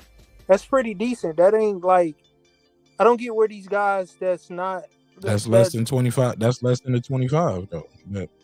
But it's still like it equals out. Like this your biggest payday. I feel you, bro. I'm just saying, but that goes with us telling somebody else what we think they are worth to get punched in the face. Oh yeah, but we what gotta do, kill Mark. that That's what because fans these do. guys gonna start running off with that little narrative for playing like, oh man, man, I ain't gonna let nobody cheat me out. Like, come on, bro, you just fought for That less ain't than no $1 million. narrative. That's what they've been doing. Like they decide what they worth, not us, right? These guys only what's a complain duck about now? the purse. These guys only complain about the purse when it's an opponent that they feel like they can't beat. Yeah, you're right like that. These guys only complain about the purse when it's an opponent they feel like they may not beat. Then it becomes you the most savviest businessman. You Warren Buffett. You out here holding some like, bro. Stop all this shit, bro. Like you don't you like you didn't even read your contract. You like Meek Mill when Rick Ross. Remember when Rick Ross signed Meek Mill on at that table? That nigga was just signing the paper. It's like, bro, stop all that shit, man. I mean, I'm confused on what's ducking now. I don't even think we should use that at this point because I don't even know what the hell it is no more. So I mean, they fight, they don't. I just don't get it no more. It's just a lot of blustering, a lot of talking. People sending contracts. People are denying the contracts for no really valid reason and just not fighting them. And then to like that point, they fighting lesser fighters for less money with no problem. It's weird. And no title. No title, not on TV, nobody even knowing you fighting this person. It's just really weird. Well, it'll be on Showtime. He do be on Showtime. Like he fought, and people know Ali Rivera. He fought Ali Rivera, but he fought Artem Haratunian, and it was like some people think you lost that fight. I was at that fight. Press row. A lot of people thought he lost that fight, but they already knew. They ain't gonna give him this fight. Like Haratunian ain't gonna get this win. Ain't gonna give it to you, bro. And then these guys gotta remember, like, bro, you're not Tank, so you protecting your O don't have the same effect as it does for Tank. Like if you went out here and got beat by Shakur, that would actually probably help his career more than hurt him. But my thing is this, but LD, I don't think he controls his career like that and decides who he fight. Y'all think Frank Martin gets to say yes or no who I'm gonna fight? Or they tell him who's next up? Yeah, if he made enough noise, even if the people didn't want it, powers that be didn't want to him, if he made enough noise and he got out there and made some public statements, when has he made a bunch of noise? Making statements, I'm fighting him next. That's what I'm saying. He don't do it. He does not do it. So that's like that. I think that part of it, when like these guys got to take responsibility for that part, right? Even if somebody is, you just sit back. We seen Tank say it. He fight whoever they put in front of him. Like they got to take responsibility for that crap. That's what you want to do, cool. But you wearing that jacket, put it on yourself. I mean, these guys is really using their promoters like, you know that guy that got a girlfriend that really cares about him, but he always stay into some shit, and then when it comes, she always protecting him, and then he always trying to hide behind his girl like, you lucky my girl, my girl ain't letting me, really get on you like that. And that's what these dudes using their promoters for. It's like, well, my promoters, they but it's not. But it ain't no narrative though. They don't control their fights. That's how boxing works. These dudes. I mean, what your narrative? I mean, it sounds good, and their stories so, but that's not the way it actually works. These dudes really don't control what the hell who they fight. Especially when you're at a level of especially at a Frank Martin level, like. He's not a star like that. Like I said, most people don't even know where the hell Frank Martin from. No, they don't. That's why he should have said, if that's the case, Mark, he should have said, you need to talk to Al Haymon. That's what he should have been saying. Same thing with Shakur. Shakur don't control his destiny. You need to talk to Jay Prince. Don't be acting like you controlling some shit. Don't be doing the goddamn what's his name? Where he was acting like Ciroc was his, and he's just the brand ambassador. Don't be doing that shit. Puffy was acting like he owned Ciroc, and he was just a goddamn brand ambassador. Like look, we built Ciroc from this. Man, you ain't built nothing. They hired you to promote the damn alcohol to get I mean, the sales up. Jay-Z did the same thing with the Knicks, right? When they was tearing down them No, but that's different. projects. He wasn't acting like he owned the entire team. This man was acting like he owned Ciroc. Like that's not. Come on, man. Like just like if you don't do it, like that's like you don't have. But that's the problem. Like in your truth, listen, man. You still doing something that most people are not doing. So you don't have to live this life. You're still a professional boxer. You can't control it. Cool. Go talk to Al and them. Go talk to whoever running it. Just go talk to them. I fight whoever. Do like your boy did. I fight whoever they put in front of me. But do like him. That's what you want to do. I mean, but it's coming though. Cause think about when Tank, when Coach Cav. Oh my God, I don't know, but I cannot stand that day when he was like, "We're gonna flip a coin and see who we gonna fight next, Tank or Devin or Shakur." And then they flip the coin, and I'm like, "Bro, stop this shit, man!" Like, that's what I'm saying. And then he get out of jail, and I heard like he made some tweet like I'm like referring, or he was applying that like I'm not gonna take a pay cut, so saying like he's not gonna fight Shakur because he's not gonna take a pay cut. And it's like, bro, all this ducking and dodging ain't helping nobody. And these dudes like 28, 20. I mean, Shakur is 25, 26, I think. But like, bro, like you beyond the point of development. It's time to start proving shit now. But they ain't got to, because the fans don't really hold them accountable. Like Tank fight them fights, people go pack it up. Like what incentive does he have to do what we want him? He don't got no incentive not to. He gonna keep doing that. He made plenty of money doing it. Nobody stopping him. It's like Tyson Fury. Tyson Fury ain't never coming back fighting no boxer with no bunch of risk where he got to do a whole real training camp. Why would he? He gonna get paid double or triple to go fight a UFC fighter with little or no risk. Why would they? That's the environment we created at this point. I mean, Tyson Fury don't earn that though. Like these guys ain't earned. Like no, bro. No.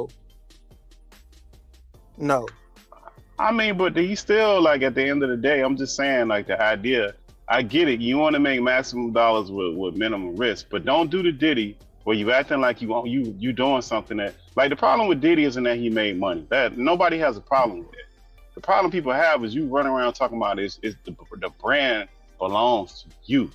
Like, no, well, stop, to be fair, I never heard him say, "I am the owner of Ciroc." I've heard him say, "All I drink is my shit, Ciroc by the caseloads." But he did have a joint venture. Like, let's not act like he was just a mob. Hold up, that's a fact. I'm looking at it right now. I'm googling it. I'm looking at it in real time right now. He was a brand ambassador, Mark. He said he. Bro, like, let me finish. I'm reading. I'm Pittsburgh T. I'm reading it right here in front of me. He was a brand ambassador and had a joint venture partnership with the owner of the company, which was called Diageo, right? Or how you say Diageo? I'm reading it right here, bro. I ain't just telling you some shit that I think or somebody told me. I'm reading it right here. And this is about but it's about them. And that company was struggling. It's not like niggas was out here drinking Ciroc before Diddy got him hot. So let's be fair. Whatever he did for that company, it was successful for that company. But he was a brand ambassador. He had a joint venture. They were investors into his own company, which was his vodka and his tequila brands. But they ended up only marketing them to urban consumers. And he accused them of racial discrimination when they signed a deal with George Clooney for the Casamigos tequila, and he was like, "Yo, that's a direct competitor to my tequila brand that I'm partnering with you guys, which is my shit." So he doesn't own Ciroc, but he was getting paid per case as well too. So when stores was buying cases of Ciroc, he got paid every time they bought cases of Ciroc. So it wasn't like he just took a picture on the poster. Let's be clear. Mark, but he was saying but he was. When he described that stuff initially, he was talking about how he came up with flavors and how he got the company. Like, that's what he was doing. Like, the joint venture. I never heard him say about the company. Now, he does come up with the flavors. That is part of what he does.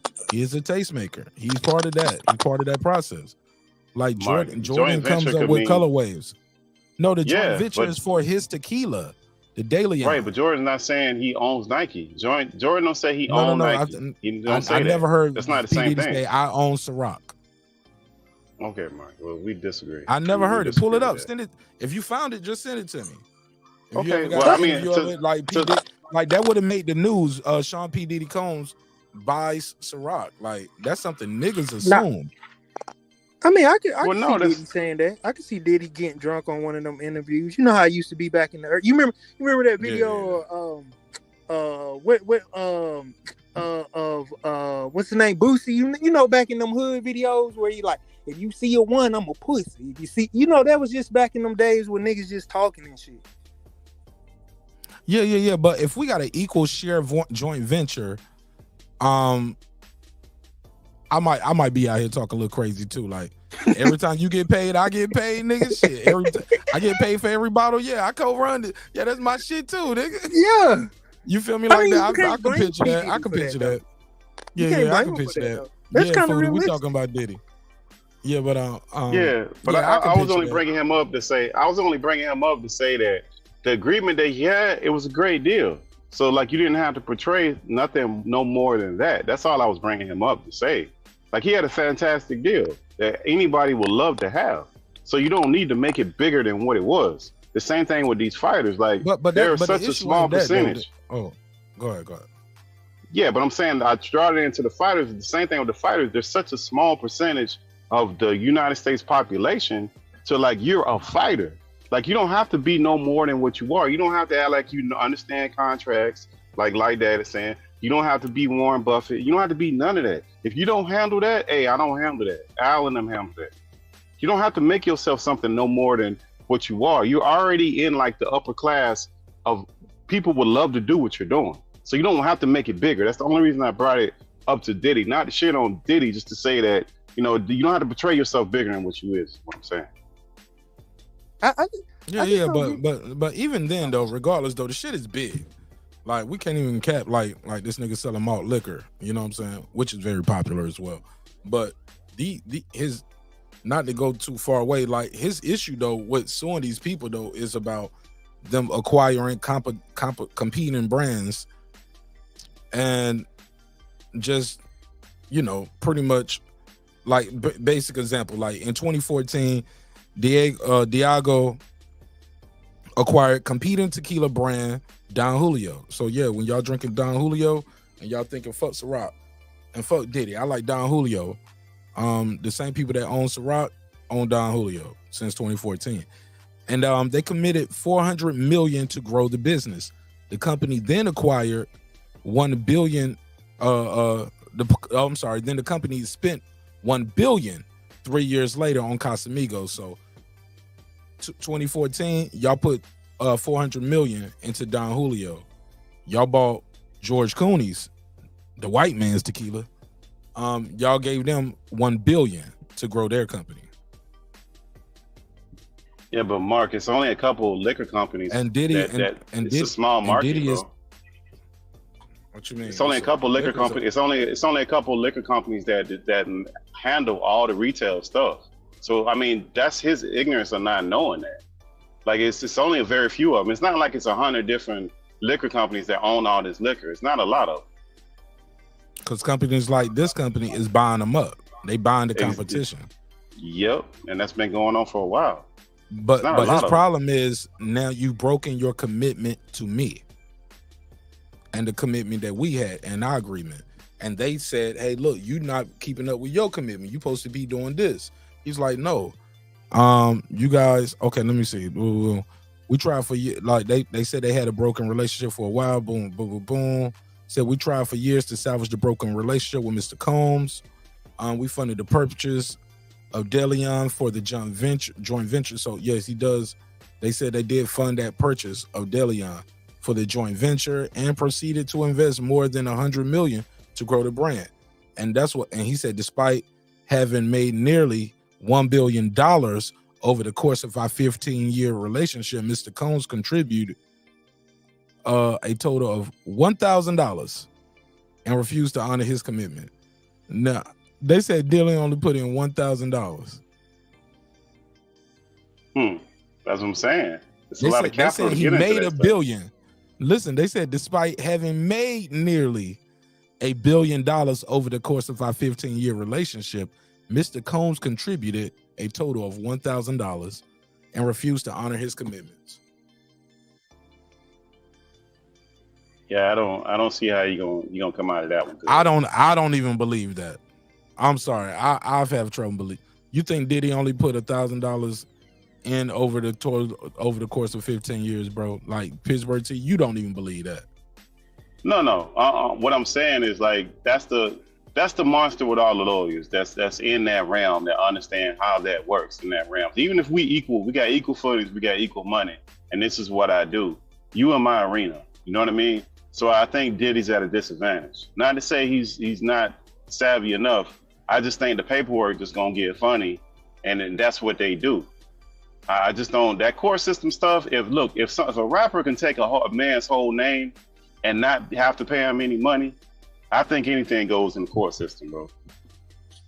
I mean, bro, how could Rick Ross ever like copyright the name Rick Ross? Well, you wouldn't copyright it; it would be a trademark. Yeah, well, no, he didn't trademark it. He didn't. Name. He wasn't liable to. No, he Yeah, didn't. he wasn't liable to pay him any money though. No. I mean, what's up, Foodie? What up, y'all? I'm just coming back in, so I'm just listening to y'all so I can catch the rhythm of the show. Go ahead. Miss you, Stills. How you been? I'm good, man. I'm good. I'm sitting up here styling my wig while I'm listening, watching y'all. Oh, get it, girl. Go ahead. I mean, go ahead like that. I can't even really remember. I don't know, but like, yeah, bro. Regardless, You was talking like, about Rick Ross using the other Rick Ross name. I can't see. First off, I didn't like when Rick Ross got on interviews talking about, oh well, he said he was gonna bless me down when I got out, and this and that and the third, and it's like, bro, it's he said that. Yeah, you didn't see that interview? It was like one of those interviews. Rick Ross was saying like, yeah, Rick Ross said he was gonna. Oh yeah. We were supposed to do business together. Yeah, and I'm like, bro, like, you too grown to be doing that. You talking about the real Rick Ross? You think he sounds? Yeah, like the real Rick Ross. Yeah, the real. Talking about the real Rick Ross said that. Yeah, the real Rick Ross. Yeah, I do remember that. Go ahead. Yeah, I'm like, come on, man. You know, a nigga just telling you that good shit. Just trying to, really just support you, make sure you good. And Rick Ross ain't like he is now, neither. To be fair, he did boss up back then when that shit first going around. He wasn't this Rick Ross right now buying Holyfield house. Yeah. He hadn't signed Meek Mill yet, neither. I don't think. You know what I'm saying? Or Meek won't as big. Yeah, or they won't as big as they are now. Yeah. But you can't tell no jailhouse nigga that. You can't even tell that dude you gonna call him on Friday or don't call him. Shit. Yeah, them niggas serious about that shit, yo. I mean, I told you I was gonna call you at 5:15, 515. Not 514, not 516. I told you I was gonna call you, nigga. I'm gonna kill you when I get out. It's over. I'm like, yo. OG. Never lied about that shit. And then a lot of times, what'd you say, Foodie? I said, you ain't never lied about that shit. They forget that your ass is free. Like, I have a life out here. I'm free, nigga. Oh my God, oh my God, go ahead, cause I got to get y'all take on this Joe Budden test on shit. I want to know what y'all think about that. I'm gonna switch this shit to members on. And then take care, bro. You gotta remember, like, words have different meanings for everybody. So when he said take care, it might have been on some street shit. Like, I'm gonna make sure certain niggas don't, jump the gun on you, or we been hearing certain shit niggas want to do to you, and I'm gonna take care of that. So when you say take care, it can really, like, certain terms can have different connotations. Fill me in like that. What are y'all talking about Rick Ross? Well, he didn't do anything for him. Huh? Yeah, he didn't do anything for him though. You can't say that. Listen, you can't say that. No, he didn't. That's why he took him to court. That's literally why he took him to court. Once again, I said the real Rick Ross activity. No, the real Rick Ross sued the rapper because he didn't get any financial gains from him. That's what he took him to court for. So if he would have did something, it would have been different. That's why he did nothing. Take care could have been on the street level, like shit you don't know about. Like he hearing shit in the streets and he like, I'm gonna take care of you. The problem is, like, Rick Ross, while he was in jail, I'm sure he never thought anybody would want to like use his name, but that was the going thing back then. Like back in the 90s, you had niggas talking about Gambino and this and that, was all this mafioso shit. Gotti, Escobar, God, yeah, Sosa. Escobar and all that shit. Niggas wanted to be Italian, all of a sudden mafiosos. So Right. what Rick Ross should have done, I'm sure he didn't think about anybody doing it, but if he should have trademarked his name, registered trademark his name and likeness. Then that way anybody who wanted to use it would have to pay him. But he was too busy in jail trying to fight his case, and he won. He was smart at it. So if you have not registered and trademarked your name and likeness, anybody can do whatever they want to. That's what that nigga Ray J. I remember watching back in my Love and Hip Hop days, his wife or ex-wife or whatever she is, Angel Love. He registered and trademarked her name so that she couldn't use her name to make money off of her name and likeness without his permission. Yeah, that's some that's some real narc shit. That was some real narc shit. But he the reason why she got on the show too, though. Like basically, I'm making you famous. So now, maybe, but remember, she was with the money team. She was Mayweather's girl, and he went over there with the money team. Yeah, that's when niggas was claiming money team like it was a fucking crew and shit. And it was a crew. And Floyd was taking, and Floyd was paying. They was sharing. All of them was sharing chicks back. And he had a harem. Yeah, he had like 7 fucking women, and Miss Jackson was like the number 1, whatever. And then he had all the other chicks. And then she left, saying, "I didn't sign up for this." Yeah, I when thought she we was left, engaged. and all the other chicks left too. Shit, and then she went and got another. But all the other chicks started leaving and going with other rappers and stuff. So, Sonya Norwood taught his ass. Plus, Floyd got old. Plus, Floyd got older and was like, and retired. Well, his money didn't retire, and that's what they was there for. So yeah, but he don't slow down. Remember, because now when you see him now, you see him all. Now when you see him now, you see him always with that other baby mama, like one of the original baby mamas. No, I don't know. She looked like some type of Arab or non. No. She black. She black. No, she black. She black. And even that video, she's a non-discriminate race chick. I don't know what she is, but I see him with his. No, she black. No, she's definitely black. She's definitely black.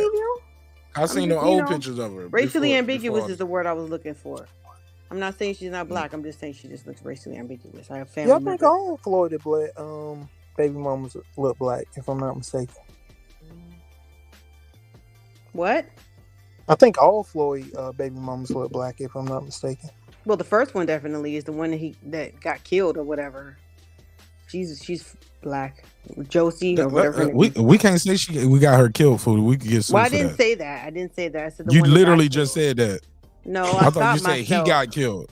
I stopped myself. I don't know that, so I said she got killed or she ended up dead in her car. I don't know if she even was murder. So that was like last year or whatever. Yeah, it was no trouble. Wasn't it an overdose? I don't know what it was, but that was like the love of his life, and he had 3 kids with her. That was his first one, and then the other ones are, I guess, blackish, racially ambiguous or whatever. I didn't even know. No, I ain't know.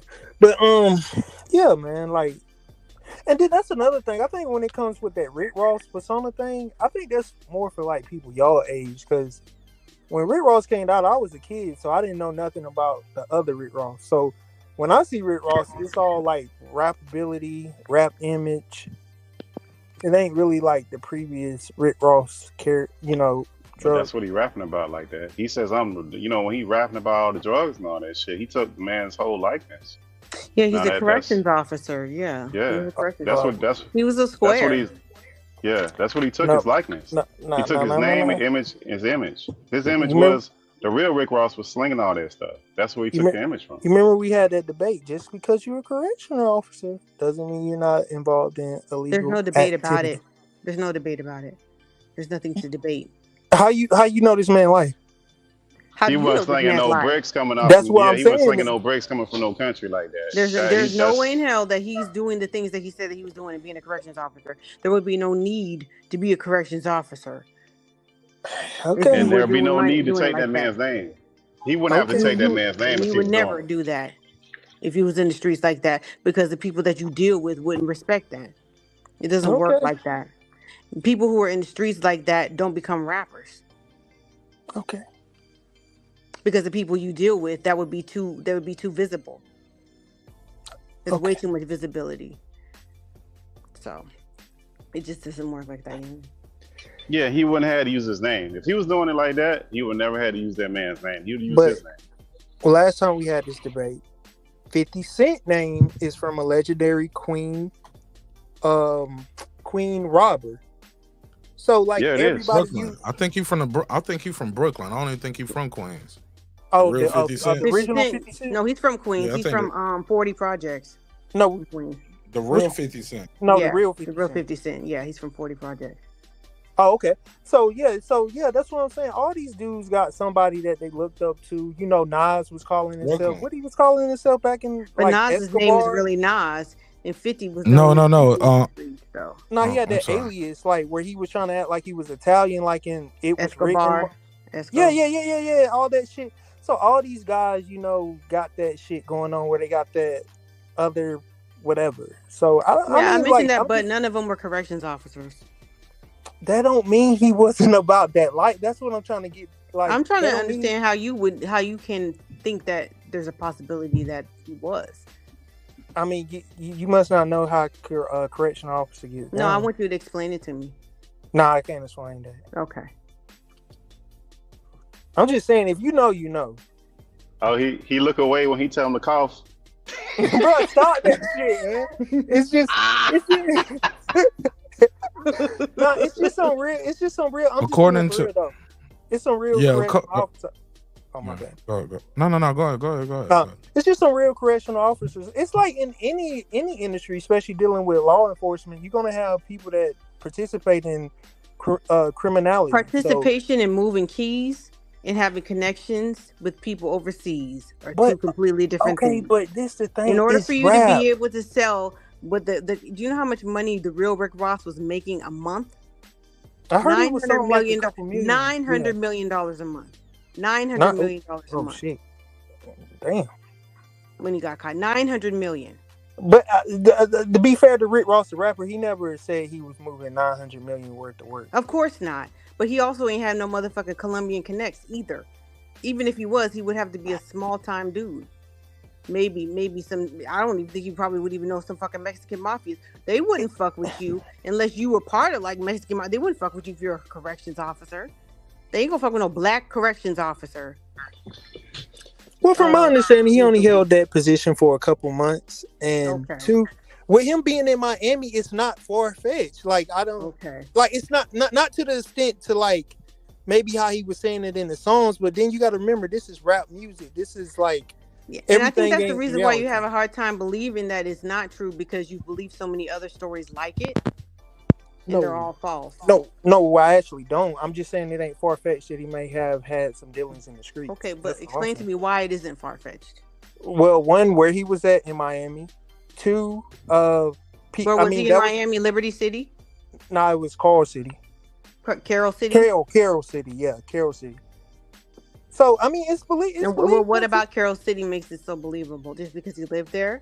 There are people who live in Compton who own businesses and, you know. Yes, but I'm just saying, own multiple properties there. That's true. South Central, I'm just saying Watts, it's not too upstanding far citizens where kids go to private school, like Suge Knight. Yeah, Suge Knight. Yeah, he was from like some part of He's from Compton. Yeah, and he had a He wasn't no scholarship. correction officer. He had a You mother wouldn't know. and a father. Yeah, He you lived wasn't in no a correction home. officer. He had an at-home mother.